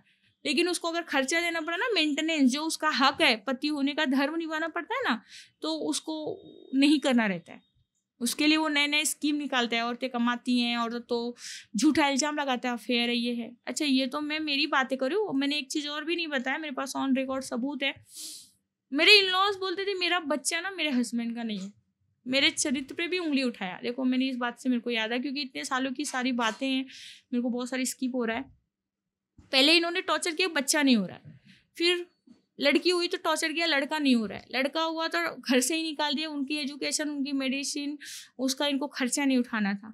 देन आफ्टर जब मैं वहाँ पे गई, मैं बोल रही हूँ कि भाई तुम मेरे साथ क्यों कर रहे हो, बच्चे हैं तुम्हारे, मेरे लिए नहीं, अपने बच्चों के लिए स्टैंड लो। आप क्यों कर रहे हो? क्योंकि हमारा और आपका कुछ लेना देना नहीं, हम हस्बैंड वाइफ नहीं, लेकिन माँ बाप बन के तो रह सकते हैं। तो वो बोलती है तो मेरे बेटे का बच्चा ही नहीं है, पता नहीं किसका बच्चा है, कहाँ से लाई है, कहाँ छोड़ी, जबकि मेरी जो डिलीवरी हुई है मेरे ससुराल में ही हुई है। और मैं घर से बाहर भी नहीं निकलती थी, 15 साल में मेरा किसी ने फेस भी नहीं देखा है कि मैं दिखती कैसी हूँ। मैं इतना घूंघट में रहने वाली इंसान हूँ। और अभी सोचो, मतलब ऐसे इतना आसान होता है एक औरत को टॉर्चर करना, मेंटल पीस खराब करना, उसका मतलब उसके चरित्र पे उंगली उठाना बहुत आसान होता है। मैंने उनको बोला है DNA टेस्ट करा लो, आप घर के बच्चों, आपको शक है ना, करा लो किसके बच्चे किसके नहीं बच्चे। मेरे को बोलना पड़ा ये, मैं मेरी ईमानदारी का हर जगह मैं सबूत नहीं देते फिरूंगी, लेकिन आज भी हमारे देश में ऐसा है कि अगर आपको डाउट है, दूध का दूध पानी का पानी हो जाता है, कर सकते हैं, हमारे पास साइंस है, ऐसा मेडिकल इतनी अच्छी फैसिलिटीज है। तो इस लेवल तक मुझे ससुराल में टॉर्चर किया गया है, बहुत सारी टॉर्चर किया मेरे को। मेरे ससुर ने मारा, जेठ ने मारा, गाली सास ने, जेठानी ने, पति ने तो दिया ही है, सब ने मेरे को टॉर्चर किया है। और ये समाज ने भी टॉर्चर किया है। मैं ये समाज को भी नहीं बोलूँगी कि ये जो मैंने फेस किया ना, मैं ही जानती हूँ, इसके साथ कोई एग्री होगा कि नहीं होगा मुझे नहीं पता है, बट ये समाज भी कहीं ना कहीं उस लड़की का साथ नहीं देता है। अभी आप पुलिस स्टेशन में भी जाओगे ना, बताओगे मेरा हस्बैंड अफेयर कर, और सबसे बड़ी बात हमारे कोर्ट कानून तो देखिए, सुप्रीम कोर्ट का लॉ है। अभी अगर कोई लड़का एक लड़की के साथ अफेयर करता है, उसको छोड़ देता है, और अच्छा है ये कानून निकाला इन्होंने, अच्छा है, लेकिन इसके अगेंस्ट में और दूसरा क्या इन्होंने गड़बड़ किया मैं वो भी बताऊंगी। 69 का अगर लड़की केस करती है कि मेरे को धोखा दिया, छोड़ दिया, तो उसको 10 साल की सजा होती है, उसको जुर्माना भी लगाते हैं, और बहुत अच्छा है, बहुत सारे लड़कों ने लड़कियों के साथ गलत किया है, ठीक है, अच्छा कानून निकाला। लेकिन वही पति जो पत्नी के साथ 10 साल 15 साल रह के 2 बच्चा पैदा करके वो अफेयर करता है, तो वो क्राइम ही नहीं है, उसको तो कोई सजा ही नहीं है। पहले सजा थी 6-7 साल की जेल थी, फिर वो इक्वालिटी के ऊपर आके इन्होंने वो लॉ को चेंज किया कि मतलब अफेयर करना कोई क्राइम नहीं है। इसलिए आजकल आप न्यूज़ में देख रहे होंगे कोई किसी के साथ 2-2 बच्चा छोड़ के भाग जा रही किसी और के साथ में। अफेयर जो है बहुत ज़्यादा बढ़ गया है, मतलब अब सामने आने लगा है अगर हम बोले तो, ये कानून हटने की वजह से। तो मैं तो गवर्नमेंट से ये रिक्वेस्ट करूँगी, प्लीज़ आप लॉ निकालो, चाहे औरत हो चाहे आदमी हो, अगर अपने हस्बैंड को या पार्टनर को चीट कर रहा है तो क्या उस औरत के साथ गलत नहीं हो रहा है? जो औरत ने 15 साल अपने पति को दिया है, उसके फैमिली को दिया है, बच्चों को दिया है, वो औरत अभी क्या करेगी? उसको तो समझ ही नहीं आ रहा कि मेरा फ्यूचर, बच्चों का क्या, मेरा कैरियर क्या, मैं करूँ क्या, उसको तो समझ नहीं आ रहा। तो वो क्राइम नहीं है, वो जीते जी औरत नहीं मर रही, वो लड़की के साथ अफेयर हुआ, उससे शादी नहीं किया तो वो क्राइम है, 10 साल के लिए जेल है। तो वो जिससे शादी करके छोड़ दे के दूसरी लड़की के साथ लड़का घूम रहा है, औरत के साथ घूम रहा है, तो वो क्राइम कैसे नहीं हुआ? वो तो जीते जी औरत मर जाती है। वो आदमी अपना रिस्पॉन्सिबिलिटी नहीं निभाता, अपने बच्चों को नहीं देखता, अपनी बीबी को नहीं देखता, वो औरत तो मतलब वो बीबी कहाँ जाए? या हस्बैंड लॉयल है, हस्बैंड अपनी वाइफ के लिए, बच्चों के लिए कर रहा है, और औरत अब हस्बैंड से ज़्यादा अच्छा कोई मिल गया, उसको हैंडसम मिल गया, रिच मिल गया, तो आजकल की औरतें भी अपने हस्बैंड को छोड़ के चली जा रही है। तो प्लीज़ ऐसा लॉ निकालो, 2-4 साल 10 साल की इनको सजा होना चाहिए, तब ये सुधरेंगे। अगर आप धर्म की बातें कर रहे हो, आप देख रहे हो, तो यहाँ इस पे भी नज़र आना चाहिए। अगर आप देख रहे हैं, मैं सुप्रीम कोर्ट के जिस जज ने भी ये फैसला सुनाया है, उन्होंने इस चीज़ों को भी देखना चाहिए था, क्योंकि आप ये चाहेंगे कि पूरा लॉ रिसेट होके पूरा नया कानून बने? हाँ, एक तरीके से हाँ, मैं चाहूँगी कि बहुत सारी संशोधन होना चाहिए, क्योंकि देखिए ये मैं बहुत हैप्पी हूँ कि 69 का जो सेक्शन बना है कि एक लड़की के साथ गलत होता था और उसे मिसयूज करके छोड़ देते थे, मैं इसके साथ हूँ। लेकिन क्या एक पत्नी को मिसयूज नहीं हो रहा है, या एक हस्बैंड मिसयूज नहीं हो रहा है? ये भी तो मिसयूज हो रहे हैं ना। तो इनके लिए क्यों नहीं लॉ है? ये जो एक्स्ट्रा मैरिटल अफेयर है, ये क्राइम है, जो फेस करता है उसके साथ होता है। ये कानून क्राइम नहीं मानता, बट कानून क्राइम है, वो एक लेडीज अंदर से टूट जाती है।